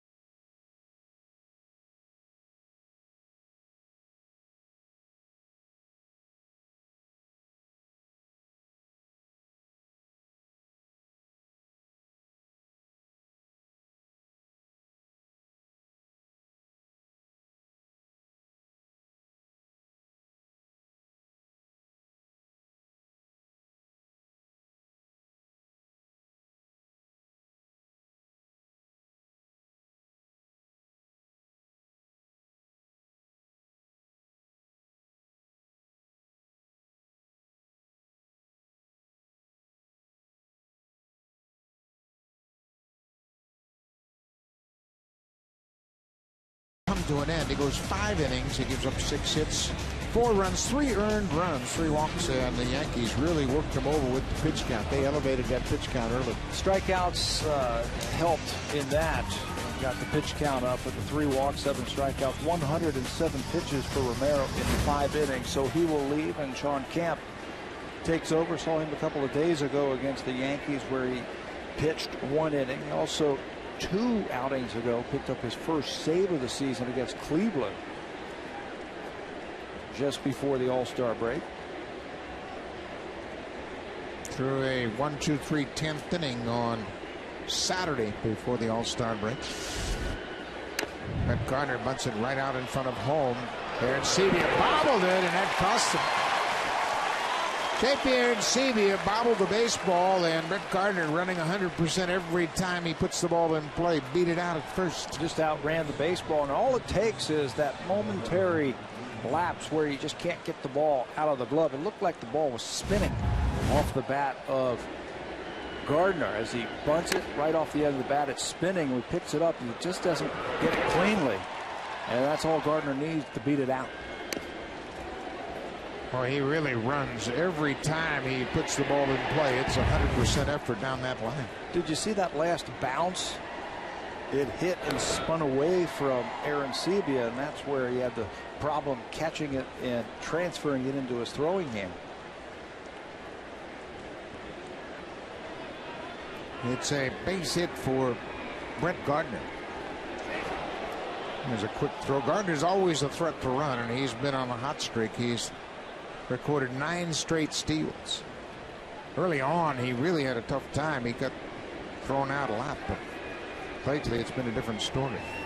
Up over 80% since then. He's got a very aggressive lead over at first base. That's why Sean Gamp is keeping him very close. For his career, Gardner's success ratio in stolen bases is over 81%. Blue Jays have had trouble shutting down the running game this year. Arancibia has caught just 7 of 52 base stealers, so 13.5%.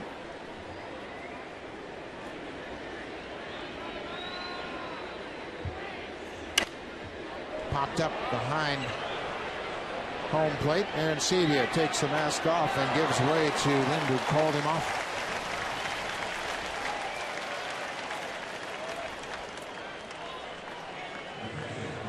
Russell Martin has been the center of controversy after the first 2 games. The catching instructor, bench coach, is Tony Pena. You can see Pena suggesting a different sequence of signs.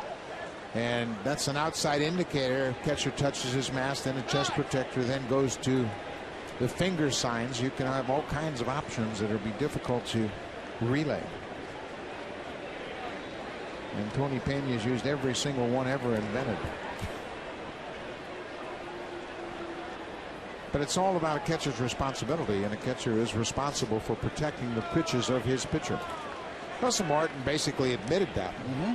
After game 1, he said, you know, it's something funny going on here. Blue Jays are probably relaying pitches from second.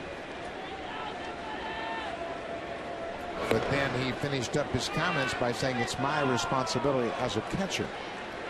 Those thoughts were echoed by Joe Girardi before the second game on Friday night. But after the game last night, Girardi kind of questioned why the Blue Jays were hitting so well against his Yankee staff, and suggesting some parts you have to really be careful.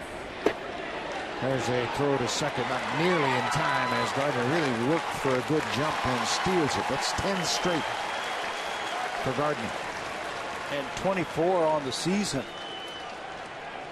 He's got that quick twitch muscle. Watch as he takes off right there, and in 2 steps he's in full blast. Straight steal as he's got his head down. He doesn't turn to see where the ball is at home plate. Slides safely. 24 for the season. Obviously, at this point, every run's a big run for the Blue Jays. They are down by 3 to the Yankees and CC Sabathia. Bounce to third. John McDonald takes his time, bounces it, and on the throw, Gardner moves to third. Cervelli is retired. Tom McDonald does a good thing at third base where he sets his feet. He got a little bit more time on the corner. Sets his feet and gets enough on the throw and picked out of the dirt by Lind. If he tries to throw that while he's moving, that ball's going to tail on him, probably into the runner. Sets his feet, records the out over at first base. Good job by Lind. That's 3 games in a row where he has saved an infielder by digging the ball out of the dirt. He's really worked hard to recapture the skills of playing first base. That's where he played early in his high school and college days. So Jeter Second time he is batting with a man at third and 2 outs. Last time up, they had an infield hit to shortstop and picked up an RBI. Jeter now just 1 hit behind the Tiger great Al Kaline. 3,006 career hits. Grounded to Escobar. Jeter's out and Kemp strands a base runner. Sean Kemp keeps it a 3-run game. Blue Jays batting in the bottom of the 6th, trailed by 3.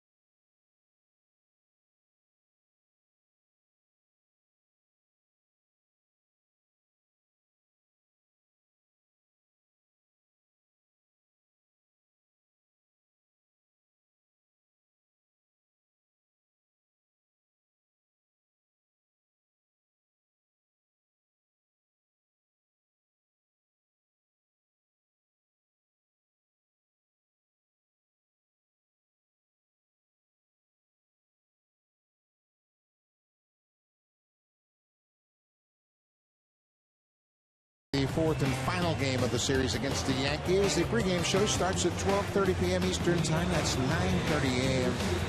on the West Coast. The Jays on Sportsnet. Yankees, Blue Jays. It'll be a Phil Hughes, Carlos Villanueva matchup. Great crowd here today at Rogers Center. 45,606 here on Saturday. And the Blue Jays and Yankees have attracted a big crowd all weekend long. 116,000 fans so far in the first 3 games of this series.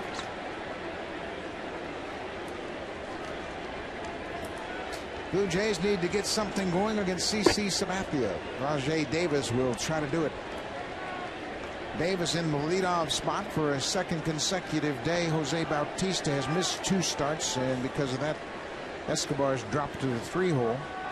Davis has moved up to lead off. Pops this one up center of the diamond. 1 down.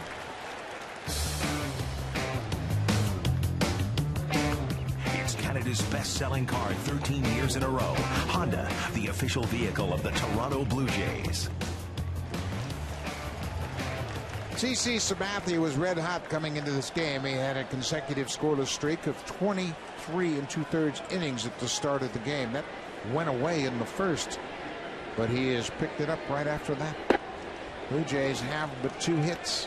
He has won each of his last 6 starts. His ERA is under 2 with 51 strikeouts coming into this game. 10-1 over his last 11 starts. Eric Thames in a hole, a couple of breaking balls. 0-2. You can call it a stopper, your number 1, whatever you want to call it. Championship teams have pitchers like CC Sabathia. They stop losing streaks. You can count on them. Every time they take the mound, you feel like you have a chance to win. It's just a confidence level. Hitters know it. Fielders know it. That's a fair ball. Teixeira has it, and he'll beat Thames to the back. 2 down. We mentioned the attendance over this weekend, 116,000 in the first 3 games. That's better than the 3-game series against the Philadelphia Phillies during interleague play. The Phillies were in town for a weekend series. They had a 45,000 crowd on Canada Day, 44,000 on Saturday, and then 26 on the series finale. So this is a great turnout for the first 3 of this 4-game series. You know, Escobar, he has one of the 2 hits. He's also walked, seeing the ball well against Sabathia. His average at 300.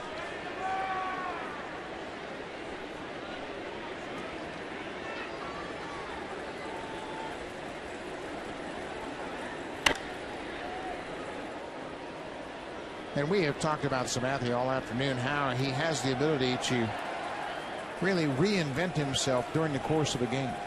He came out in the first inning, tried to establish his fastball, and Blue Jays scored a run. Then he got into a groove, 1-2-3 second, had a quick third. Now he's mixing all of his pitches very effectively. Getting into that groove, like you say. He's had a couple of complete games this year. First one was against Toronto back in May. He also had a complete game his last time out. That was a 1-0 game against Tampa Bay just before the All-Star break. 1-2. Drilled to center. Gardner got back quickly and makes the play. Another 1-2-3 inning for CC Sabathia. Sabathia with 13 wins leads the majors, looking for number 14 here this afternoon.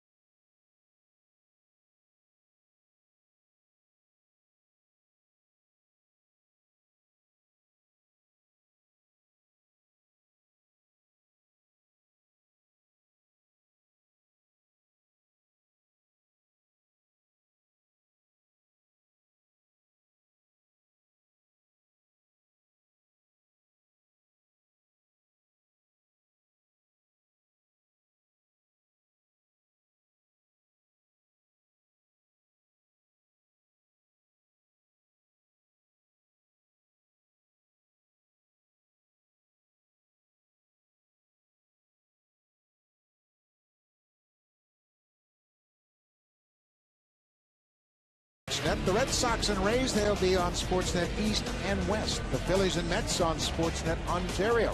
The Red Hot Angels, Mike Scioscia's Angels, will take on the Oakland Athletics. That'll be Sportsnet Pacific. And the White Sox and Tigers on Sportsnet 1. So if you want some baseball, you have a lot of choices on Rogers Sportsnet.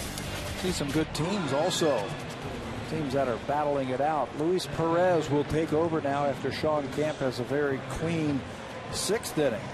Perez was credited with his 3rd hold of the season a couple of days ago against these Yankees when he pitched an inning and 2/3, gave up a couple of hits and had a strikeout.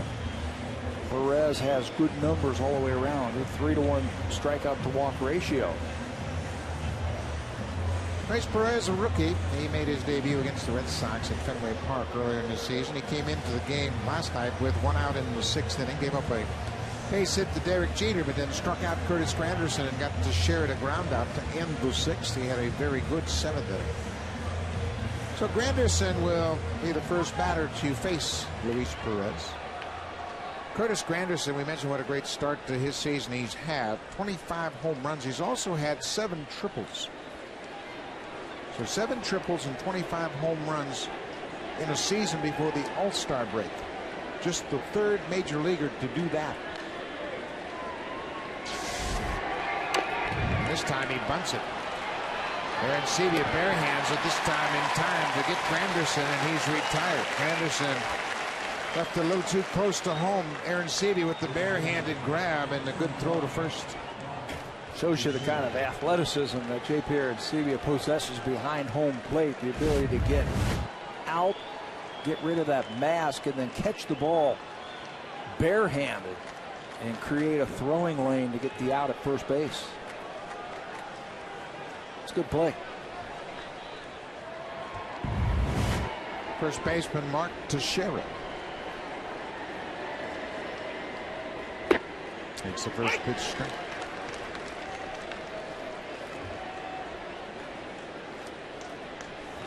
Teixeira is 1 for 11 in this series. His average down to 238. He has a unusual swing. He really has a pronounced uppercut and falls back on that back leg. And kind of an arm bar swing. Really uses his arms very well. And obviously he's had a lot of success. From the right side. From the left side, he's a switch hitter. He's more of a hands type of hitter. It shows you how strong he is, that he can lift the ball out of the ballpark right-handed. Big forearms, big hands. Watch how that back shoulder drops a little bit and bars out. That means that that elbow straightens out, that front elbow. Bars out a little bit and just lifts the ball. When you see that, you can throw high fastballs. Or jam them. But I'll take them any day. We're not complaining. No, not complaining at all. Just trying to break it down a little bit. But he does have an unusual swing. But it works. It's from an open stance. Closes up now a lot like Travis Snyder's doing. He shoots that one into left field. Snyder gets over and cuts it off. Teixeira has his second hit of the series. Mark Teixeira has homered from both sides of the plate 6 times as a Yankee in the same game.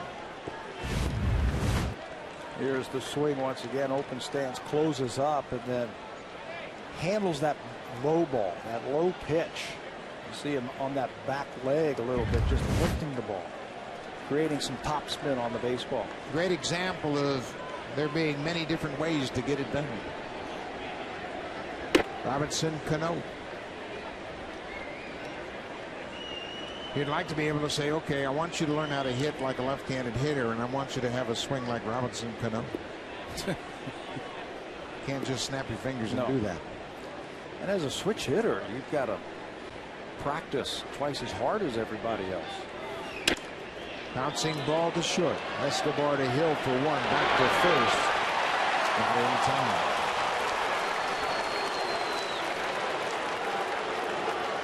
2 outs. Escobar with the feed to Aaron Hill came across the bag and didn't get much on the throw to first. Right at Escobar, gives him a good feed, but you're right, coming across the bag just doesn't have enough on it to get it across the diamond. And Cano will beat it out and keep the inning alive and end Luis Perez's afternoon. So Perez goes 2/3 of an inning. And he'll turn things over. The scheduled batter is the switch hitter Nick Swisher. So Frank Francisco, the hard-throwing right-hander, will come in to make Swisher hit as a lefty.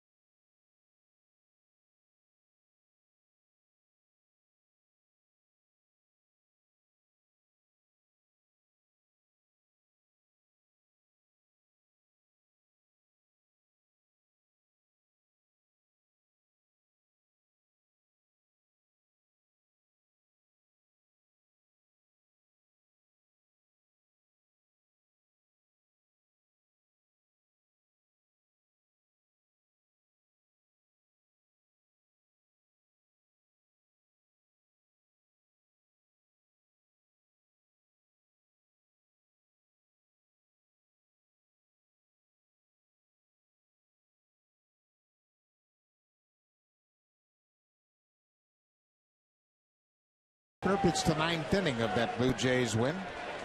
Gave up a 2-out base hit, but nothing more. And he will turn around Nick Swisher from the right side. Swisher hits 100 points higher than from the left side. So Farrell brings in Frank Francisco. And Francisco will get some work here. It's only a 3-run deficit. Blue Jays trail by 3. Broken bat grounder. Hill. Francisco needs 1 pitch to close out the inning here in the 7th. So the Blue Jays will bat bottom of the 7th, trailing CC Sabathia by 3.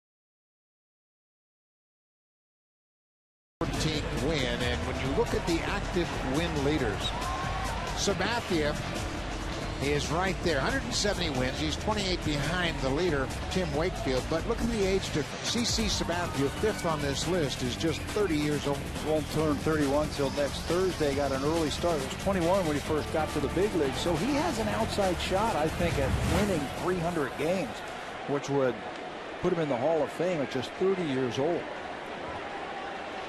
Very durable, and again, in command. Just 2 hits. Adam Linton has one of those 2 hits. He hit a slider through the hole on the right side. Singled in to right. One thing the Blue Jays haven't done in this series, haven't hit a homer. They hit 5 in the 4 games prior to the All-Star break against the Indians. No Jose Bautista in this lineup. And in case you just joined us, Bautista has missed his 2nd game with a sprained ankle. The reports today were very positive, and he addressed the media, suggesting that he is much better today than he was yesterday.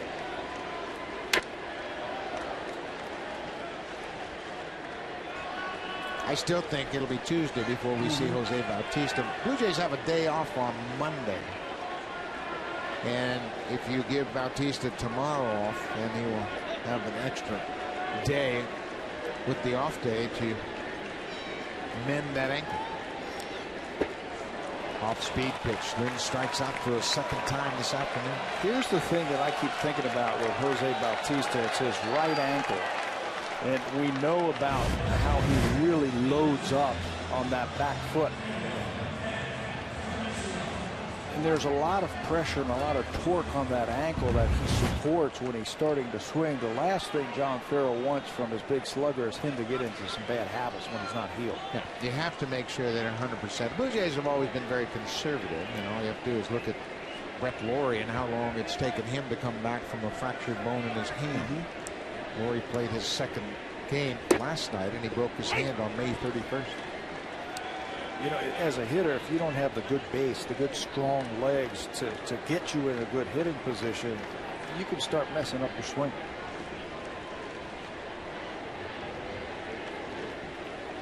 the DH. Edwin Encarnacion is struck out twice. Of course, CC Sabathia is locked in here in the second. Again on pace, about 12, 13 pitches an inning. Get in, get out. The last base runner was back in the 4th inning after a single by Adam Lim. Boy, there's no doubt about where Francisco Cervelli wanted that last pitch. He slid to the inside corner and accentuated the target right on the belt buckle of Edwin Encarnacion. Slide inside. Give it to me right here. Get it up. He missed it, but he's got enough juice on the pitch to have him foul it off. Well, there's nothing I hate worse than a catcher who kind of gives you that limp wrist target, and it doesn't say anything to the pitcher about, hey, I want it right here. Cervelli never falls into that trap.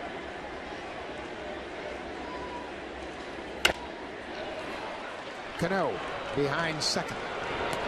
Encarnacion is retired. 2 outs. Save during the plumbing, heating, and electrical sale only at Home Hardware and Building Center locations. Homeowners helping homeowners. When you talk about a catcher giving a good shot of his glove to the pitcher, and you talk about the wrist, you don't want to see the backside of his glove. You want to see the pocket where you want to throw the ball. And he presents it in a fashion where it looks like a bullseye. Something for the pitcher to zero in on.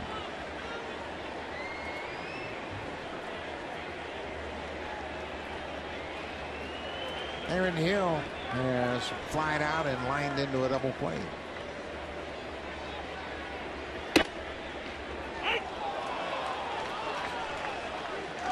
Cervelli's good to throw to.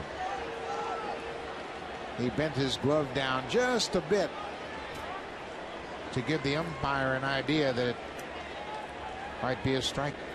Boy, he is directing the show behind there, isn't he? Gets down low like that. We learned that from his catching instructor, Tony Pena. This is Pena when he was with the Pirates on the right. Look how low he got and how he presents a low strike. Francisco Cervelli the same way here this afternoon. That glove is right on the hitter's kneecap, the bottom of the strike zone.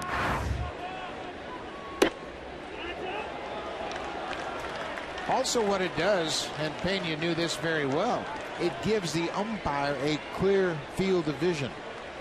The catcher is down low. The umpire look right over the top of Cervelli. See the strike zone, see the entire plate. And you'll get that low strike when the umpire can get a little bit lower also.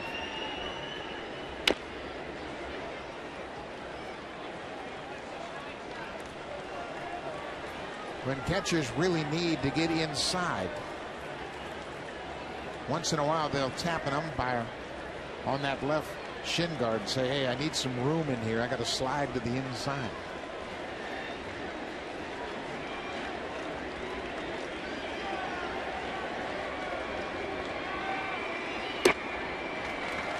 There's a 2-out walk. Sabathia has issued 3 walks now. Blue Jays have mustered only 2 hits against the big left-hander. Travis Snyder 0 for 2.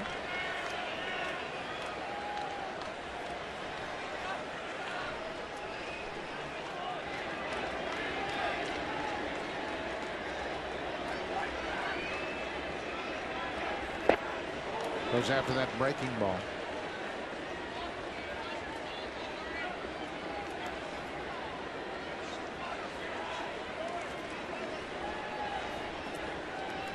Travis Snyder has a home run against CC Sabathia. Coming in this game, he was 2 for 4 with a homer. Blue Jays need another base runner. Another breaking ball just off the outside corner. And that's something from Snyder that we haven't seen since he has come back. He is really pulling off that breaking ball now again, off the left-hander.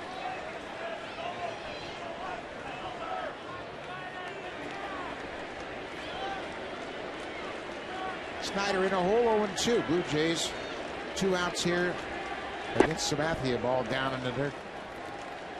If you think the Yankees bullpen is concerned with Sabathia on the mound, I would say not. They're all perched up there in a seat. They got their caps off, sunglasses on. It's almost like a guaranteed off day. Yeah. Sitting out there getting some sun. I mean, nobody is down on the mound working, getting loose.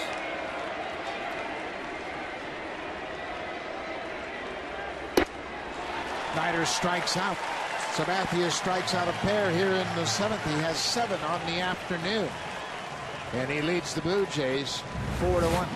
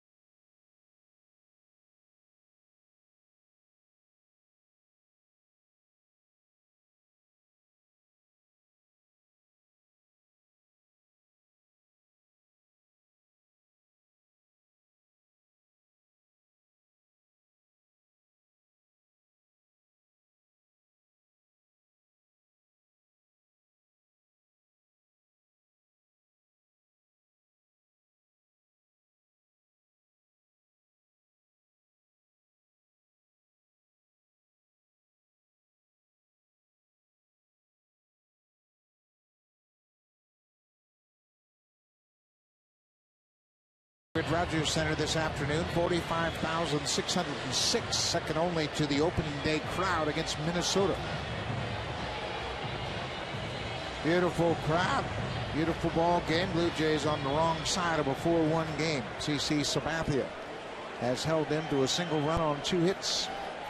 They have not gotten a runner to third base since that first inning against Sabathia, a lot like yesterday, where the Yankees were just 2 for 9 runners in scoring position. They didn't have a runner get past first base from the 3rd inning to the 8th inning against Blue Jay pitching. They've turned the tables on Toronto. The Yankees have this afternoon. Andrew Jones got the start against the left-hander Ricky Romero. Late on a fastball. Jones had a good series. He had 2 starts in the series so far. Thursday night against JoJo Reyes. He has 5 ribbies in the series. Had a 4 RBI game with a pair of homers on Thursday night. 6 home runs, 17 RBIs. All of that against left-handers this year. Goes after that fastball from Francisco. This at bat for Andrew Jones. Just his 23rd against a right-handed pitcher this year.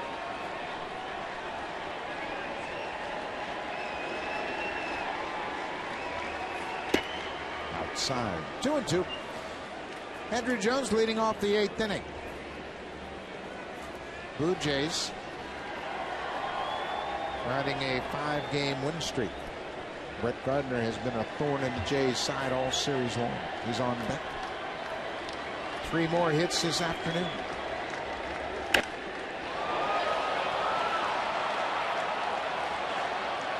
Rajay Davis makes the catch in left center. Jones is retired.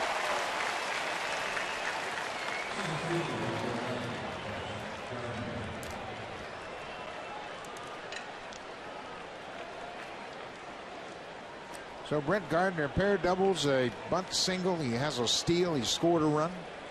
And he started in center field to get Curtis Granderson half the day off. Granderson serving the role of the DH for the first time. You see his average now up to 280. Brett Gardner, I'm going to make a prediction. That's going to be 300 by the end of the season. He just runs too well. Just get the ball on the ground and he could run 300.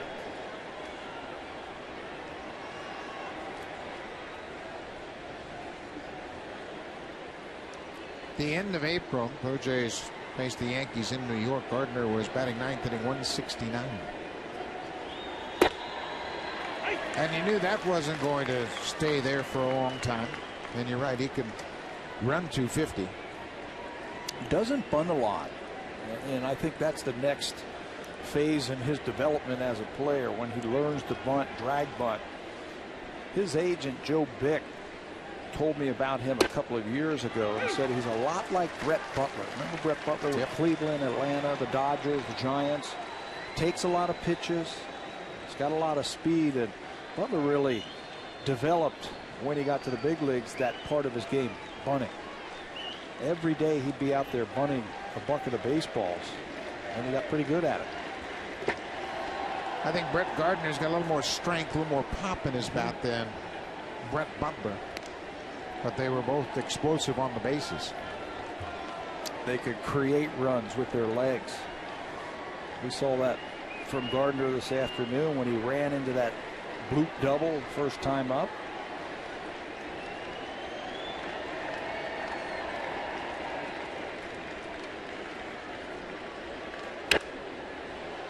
Well, he's hitting with a lot of confidence. When we saw him early in the season, there was an awful lot of doubt. He was chasing bad pitches. Now he's confident, lays off the borderline pitches, waits till he gets a good pitch to hit.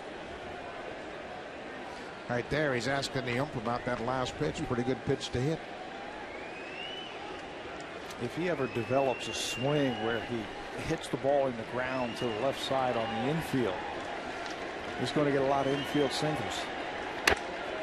There's one on the left side. Look how quickly.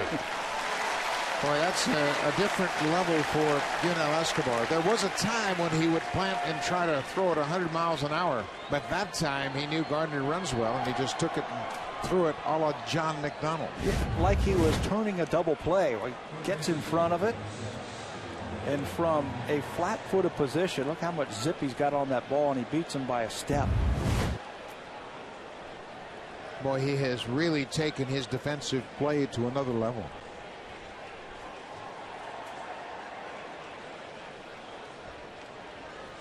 When you take care of shortstop the way Escobar has, that certainly alleviates a lot of concerns. Such an important position in the diamond. You're involved in so many plays. Turning the double play, cutoffs and relays. You have to have great range because you have so much field to cover, and then have a strong arm to get the out. This is popped up. Aaron Hill, the second baseman, is back. And reaches back over his head, makes the catch. Frank Francisco has a 1-2-3 8th inning. Now it's time for a Jays Connected update. Here's Jamie Campbell and Greg Zahn from the Blackberry Broadcast Studio.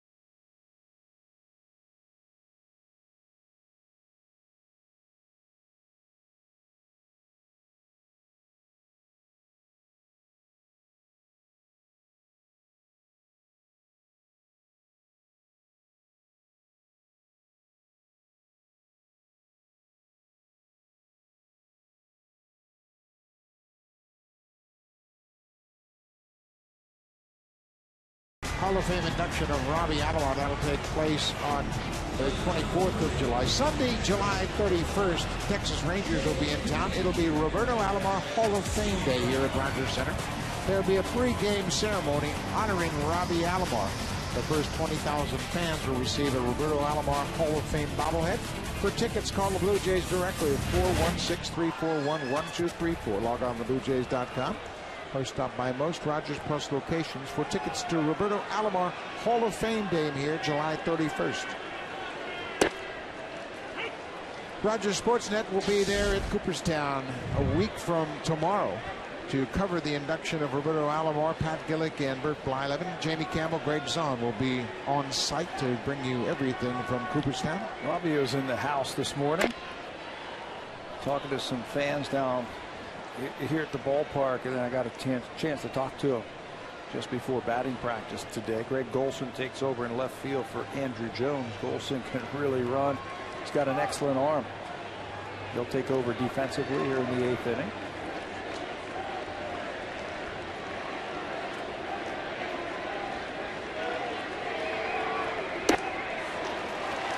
There's that high fastball that gets Aaron Sebia. That's the 8th strikeout of the afternoon for CC Sabathia.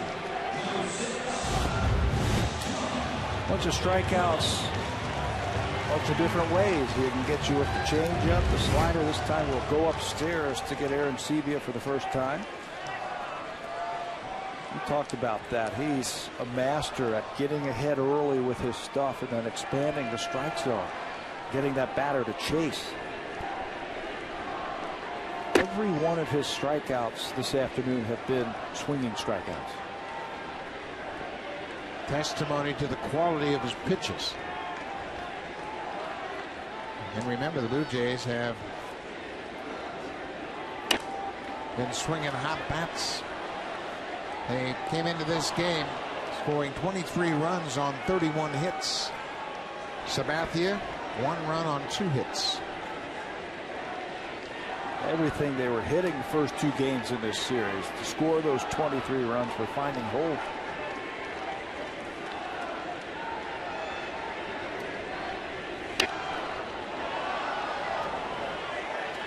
Sabathia economical with his pitches as well. He is pitching here in the 8th inning and just now reached the 100 pitch plateau. I don't think Sabathia worries about number when you talk about pitch count.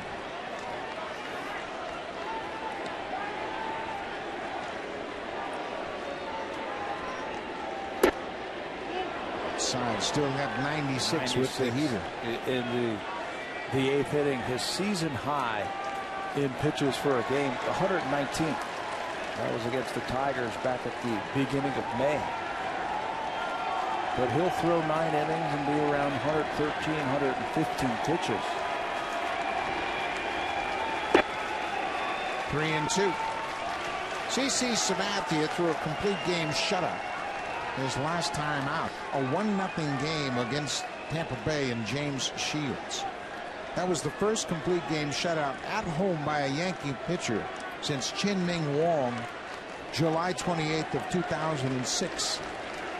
It's a long stretch. John McDonald, the left field. Golson's not going to get it. Bounces back all the way to the wall. McDonald headed for second. Double for John McDonald, his 5th of the season against his former teammate CC Sabathia. He fought back from 2 strikes against Sabathia, and with a 3-run lead in the 8th inning, he's going to challenge him with a fastball, and Johnny Mac has turned on a few of those this year. Another extra base hit for McDonald as he hits it to left field.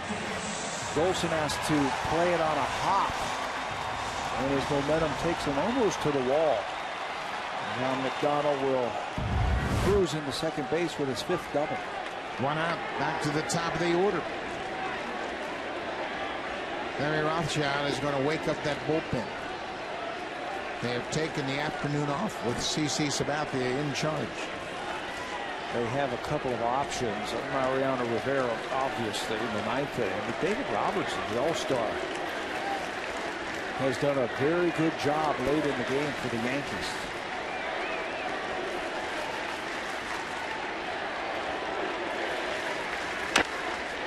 Bouncing ball. Jeter has to wait on it. Davis can run, but Jeter unloads in a hurry and throws out Rajai Davis. 2 outs. With 2 outs, David Robertson is starting to loosen up. As Pat mentioned, Robertson has done a good job, made the All-Star team.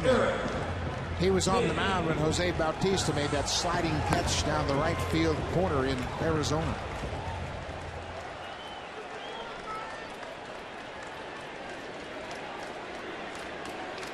Eric Thames, his first action against CC Sabathia. He's gone 0 for 3.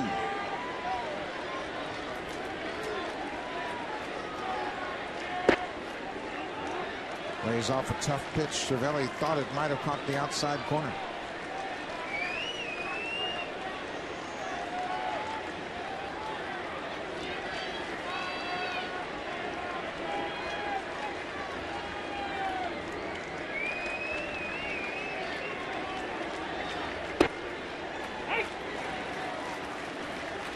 Ball on a strike. Thames would love to get on base here with 2 outs. And give Escobar a chance to tie the game up with 1 swing. Sabathia has been tough on lefties. Lefties have hit 194 against CC Sabathia, and he's done a good job of keeping the ball in the ballpark. Only 5 home runs allowed all season long. 1 of them to a lefty. 2 balls and a strike.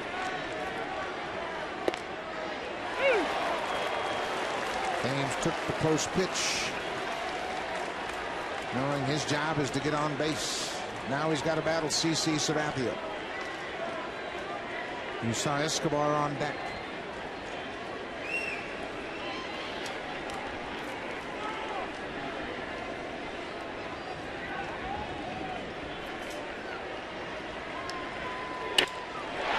Into center. Brett Gardner got a good jump and makes a fine running catch. Takes a hit away from Eric Thames. Great acceleration from the center fielder. Thames hit it on the button, but Sabathia gets out of the 8th. Gardner has good speed and got a good jump on this. Takes it shoulder high to end the 8th.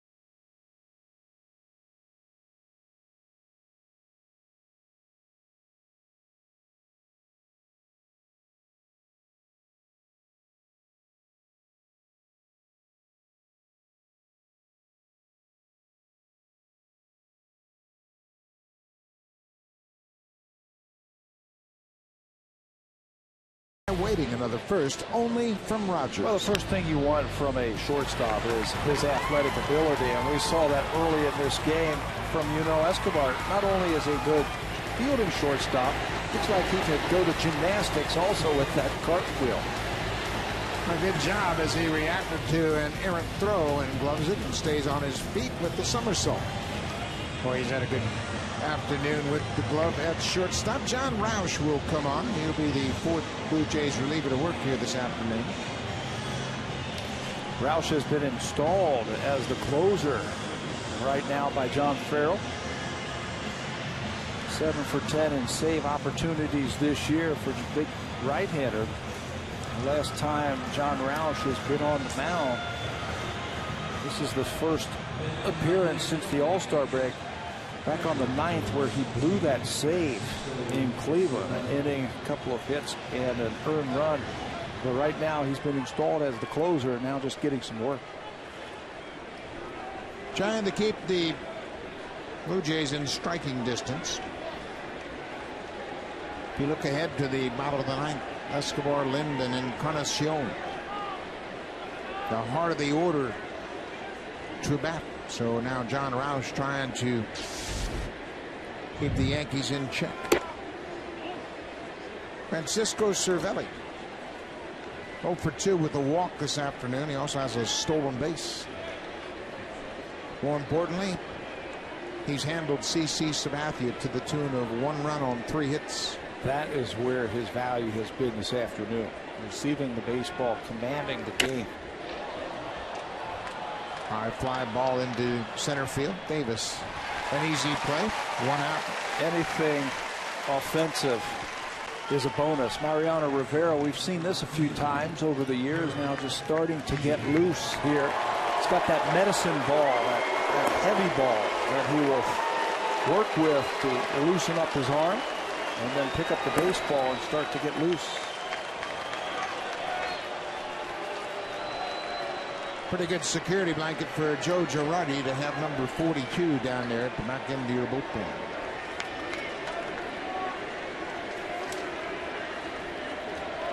Derek Jeter 1 for 4. Make it 2 for 5.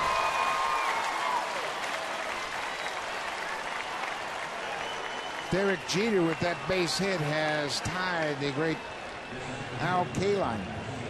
Tied for 26th on the all-time hit list with 3,007 hits. 3,007, a single right back through the middle. He also has an RBI this afternoon that ties Tony Lazzeri for 8th place on the Yankees all-time list in RBIs now with 1,160 RBIs. So the numbers just keep rolling on for Derek Jeter. Curtis Granderson takes a strike. We mentioned Granderson with 7 triples and 25 home runs before the All-Star break. Just the 3rd major leaguer to do that.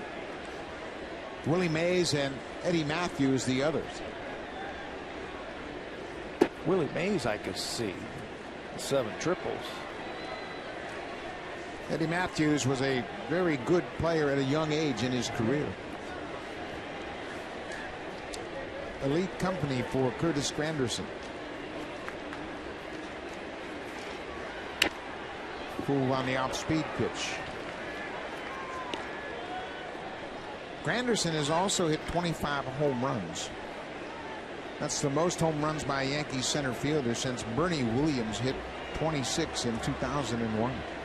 He's got a chance to shatter that record. Got a very short and compact swing. Generates a lot of power from his bat speed. He's tall, but he's lean.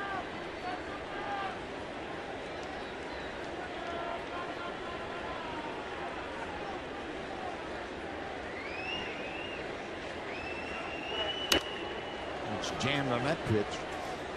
Ball in, 2 strikes.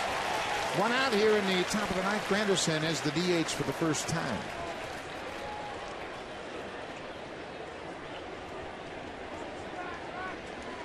He has taken his game to a new level since joining the Yankees. The base hit into right field. Jeter will stop at second. There was a time in his career where he had a lot of holes in his swing. He was still very productive. But now, since coming over to New York, he has become a pull hitter. Get the head of the bat out, and that's exactly what he does right there against John Roush. Anderson made his 2nd All-Star team. First time he was selected as a starter.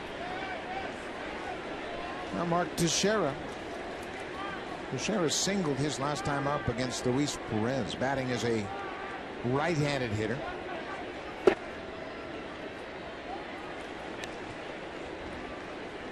He bats left-handed for the first time in this game. Chance to look at the difference with his swing. Pat broke it down, saying he uses his hands a little more effectively from the left side. A little bit more upright. Still looking to yank the ball. Meaning he's going to try and pull the ball to right field.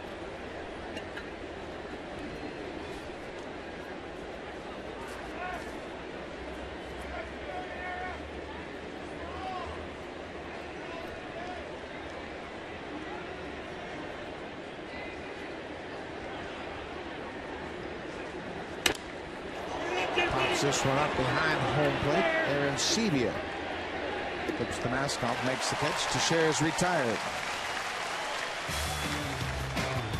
See during the plumbing, heating, and electrical sale only at Home Hardware and Building Center locations. Homeowners helping homeowners.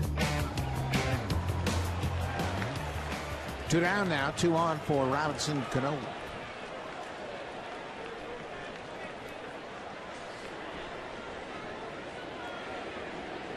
Yankees have 10 hits this afternoon. Cano had a single in the 3rd inning.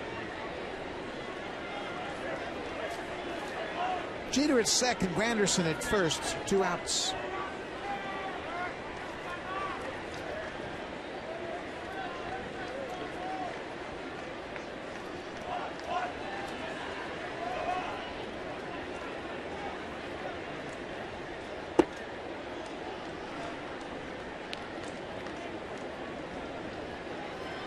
Robinson Cano 0 for 3 against John Roush in their head-to-head matchups. John Roush is not overpowering. He's not the kind of guy that's going to blow you away with his velocity, and he really understands the art of pitching. Sinks the fastball, cuts the fastball, changes speeds with the curveball and changeup. Comes right over the top, and he's 6'10". It seems like the ball is right on top of you when he lets go of the ball. Lefties, he stayed away from them this year. Cut the ball a little bit more than what we have seen in the past. Mariano Rivera appears to be ready. You can see he's got that cut grip fastball. That time he's going to throw a 2-seamer.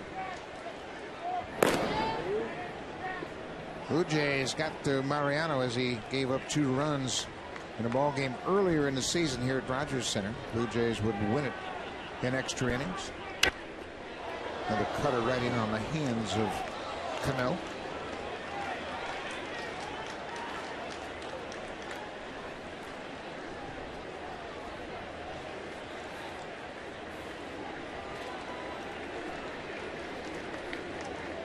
Blue Jays bullpen has held the Yankees in check. Sean Kemp, Luis Perez, Frank Francisco, and now John Roush have kept the Yankees off the scoreboard.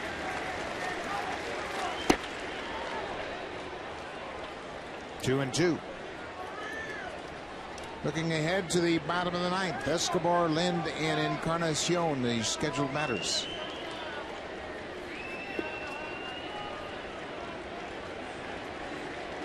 Lionel Escobar has 1 of the 3 hits. Lind has 1 of the 3 hits. Encarnacion has gone 0 for 3.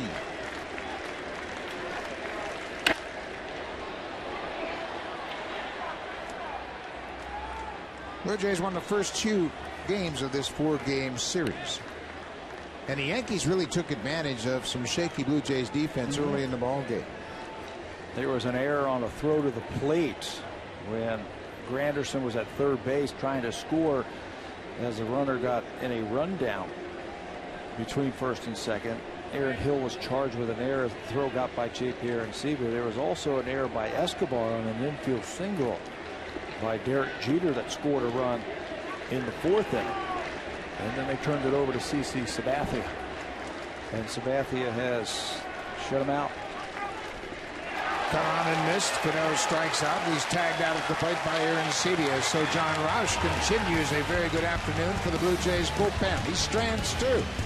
Blue Jays are down by 3. Mariano Rivera standing ready in the bullpen. Escobar, Lind, and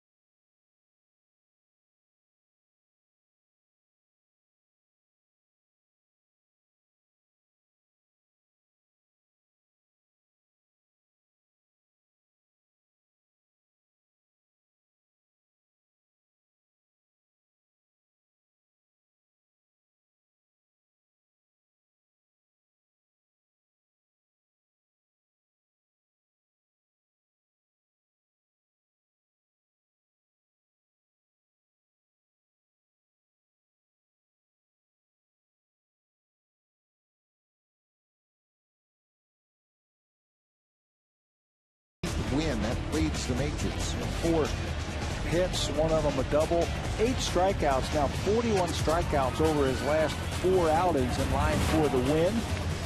Mariano Rivera, we have seen this before, 22 for 26 in save opportunities for the great Mariano Rivera. Just 5 base on balls all season long in 36 games for Mariano Rivera. Get in and get out, that's what his mantra is.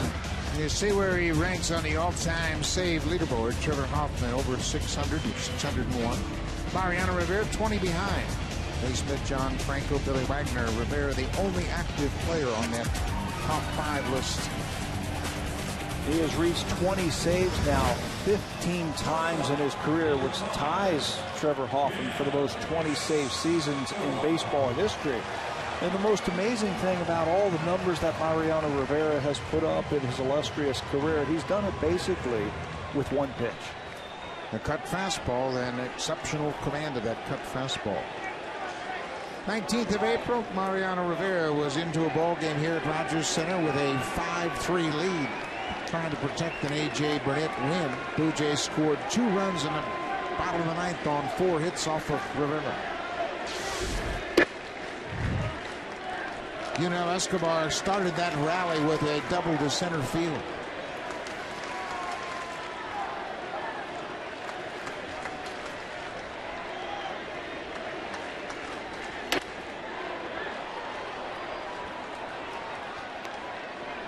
The first run of that inning scored on a wild pitch. The second run on a squeeze bunt by John McDonald. That tied it up, sent it into extras. The Blue Jays would win on a Travis Snyder walk-off double.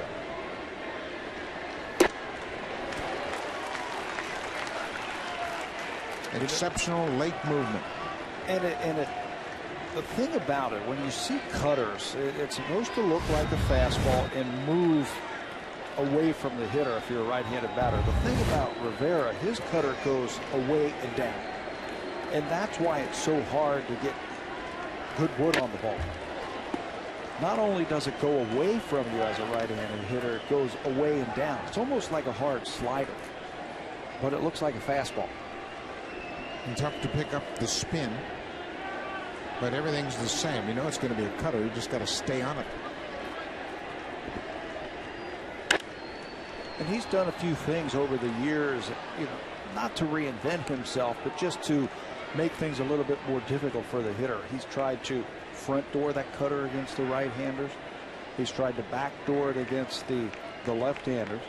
He's tried to go up and down, but basically it's the same thing. And there's that front door cutter. Freezes Escobar first out of the 9th inning. As a hitter, as you're looking for that ball away, you know it's coming, and then he starts one right at your belt buckle and then cuts it over the inside part of the plate. That's the type of reaction you get from Escobar right there on the inside corner as he turns away from it. And he is always around the plate, so umpires have a tendency to anticipate strikes. 1 out.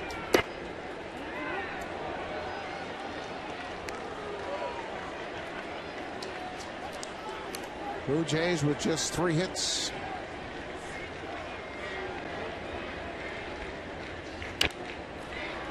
The accusations throughout this series have been that the Blue Jays are somehow relaying pitches to the batters even without base runners on. Yesterday after the game, Joe Girardi was talking about the possibility of some other outside information cameras maybe in the building, and Girardi said, hey, you got to protect yourself in certain ballparks. Lind has a base hit as he fights off that inside cutter. His second hit of the afternoon. But the point being, if the Blue Jays are getting some outside information, they're not doing a very good job with it today. Well, that's what good pitching does, and I think everybody knows that. You get good pitching, and it will stop good hitting. I don't care if you know what's coming. That time Adam Lind gets a pitch that's up and dumps it in the right field for his second hit of the ball game.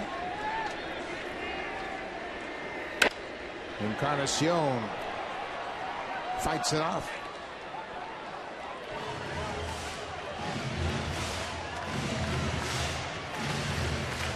Edwin has a home run against Mariano Rivera, deep center in Yankee Stadium. Old Yankee Stadium, that black hole. There's the front door cutter once again. That was a bomb at the old stadium.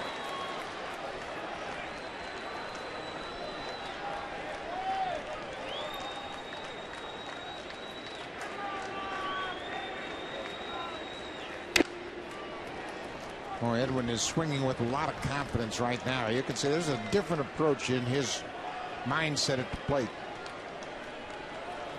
He might make some outs, but it's a totally different swing that we're seeing lately. He might strike out, or he might pop the ball up, but it just seems like he's on everything. Little looper behind Cano, and that's going to drop for a base hit. Lynn had to hold up. He can only advance to second, but the Blue Jays will bring the tying run to the plate here in the bottom of the ninth inning.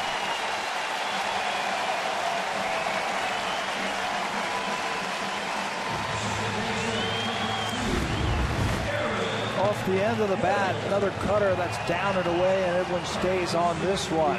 Strong enough to get the ball into the outfield. Wasn't hit hard enough where the outfielder could run it down.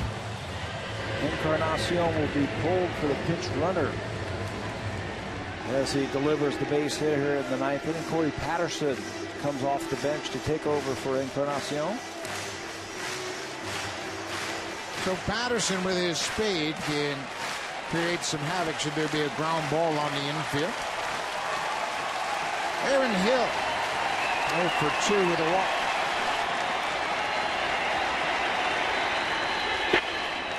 Good look at that cutter down and away.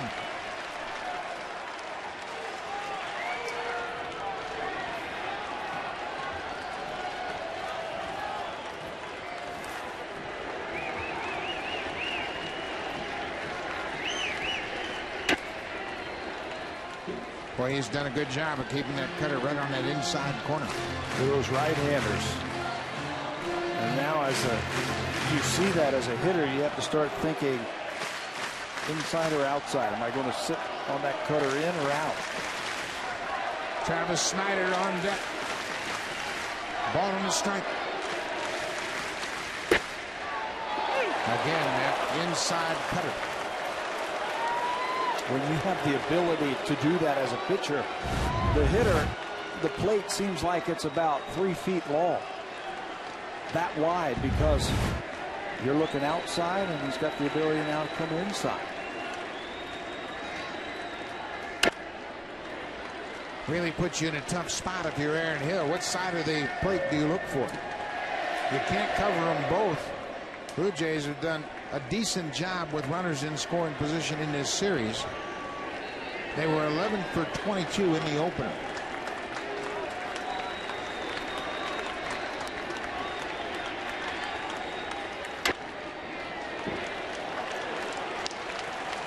No stride right now for Aaron Hill, just trying to see the ball and make contact with it.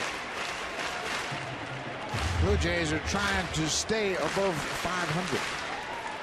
And they have a way of getting that tying run to the plate late in ball games. 1-2, 1 out. Quite a battle going on now. And you can see Rivera doesn't have the overpowering stuff in his prime. No. But he still has the great command. So he takes you off the barrel of the bat. Keeps you down around the end or up near the label. Savvy. Been around, throws lots of strikes. And you can see that at 92-93, you still have the ability to put the foot on the ball. And I like what Aaron Hill is doing right here. No stride, just use your hands, track that ball as long as possible. Take away the power, just make sure that you make contact and hit the ball hard. Hill is just 1 for 11 against Rivera.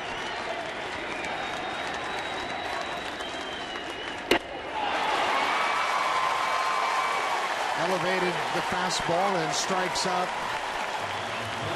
Hill. April 19th here at Rogers Center, Mariano Rivera had the blown save in the ninth. Ivan Nova pitching to Travis Snyder in the 10th. Ball that was down, and he drills it into the gap in right center field. Edwin Encarnacion is going to come all the way around to score the game winner, and the Blue Jays have a walk-off. Snyder takes a first pitch strike. In that game on April 19th, Travis Snyder was 0 for 5 at that point.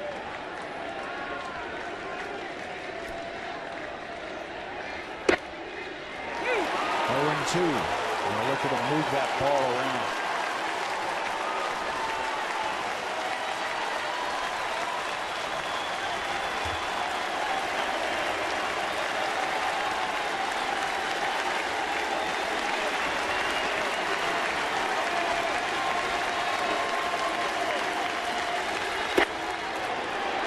Appeal down at third, denied by Greg Gibson.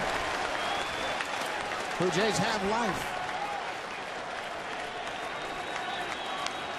Snyder likes the ball down. He's a low ball hitter. That double we just saw was a pitch that was down.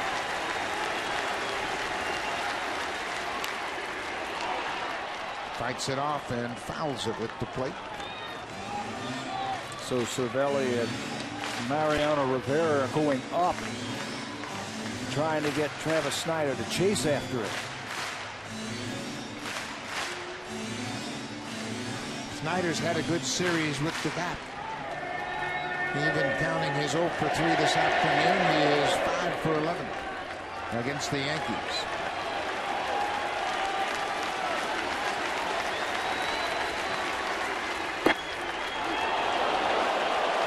A little too much movement from Cervelli.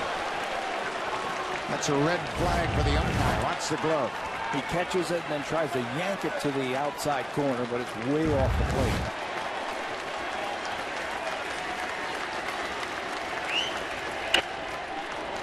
But foul.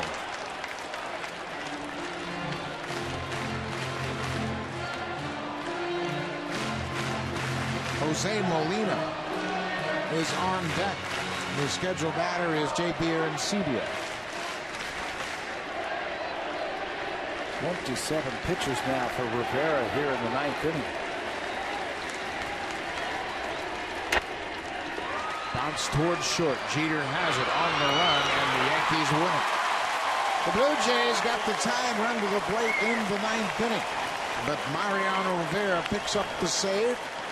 That guarantees the win for CC Sabathia. Brett Gardner had another good day offensively. Sabathia wins his 14th of the season. That's the most in the majors. The Yankees win Game 3. There'll be a series finale tomorrow. We'll be right back here at Rogers Center. Now it's time for Jays Connected. Here's Jamie Campbell and Greg Zorn.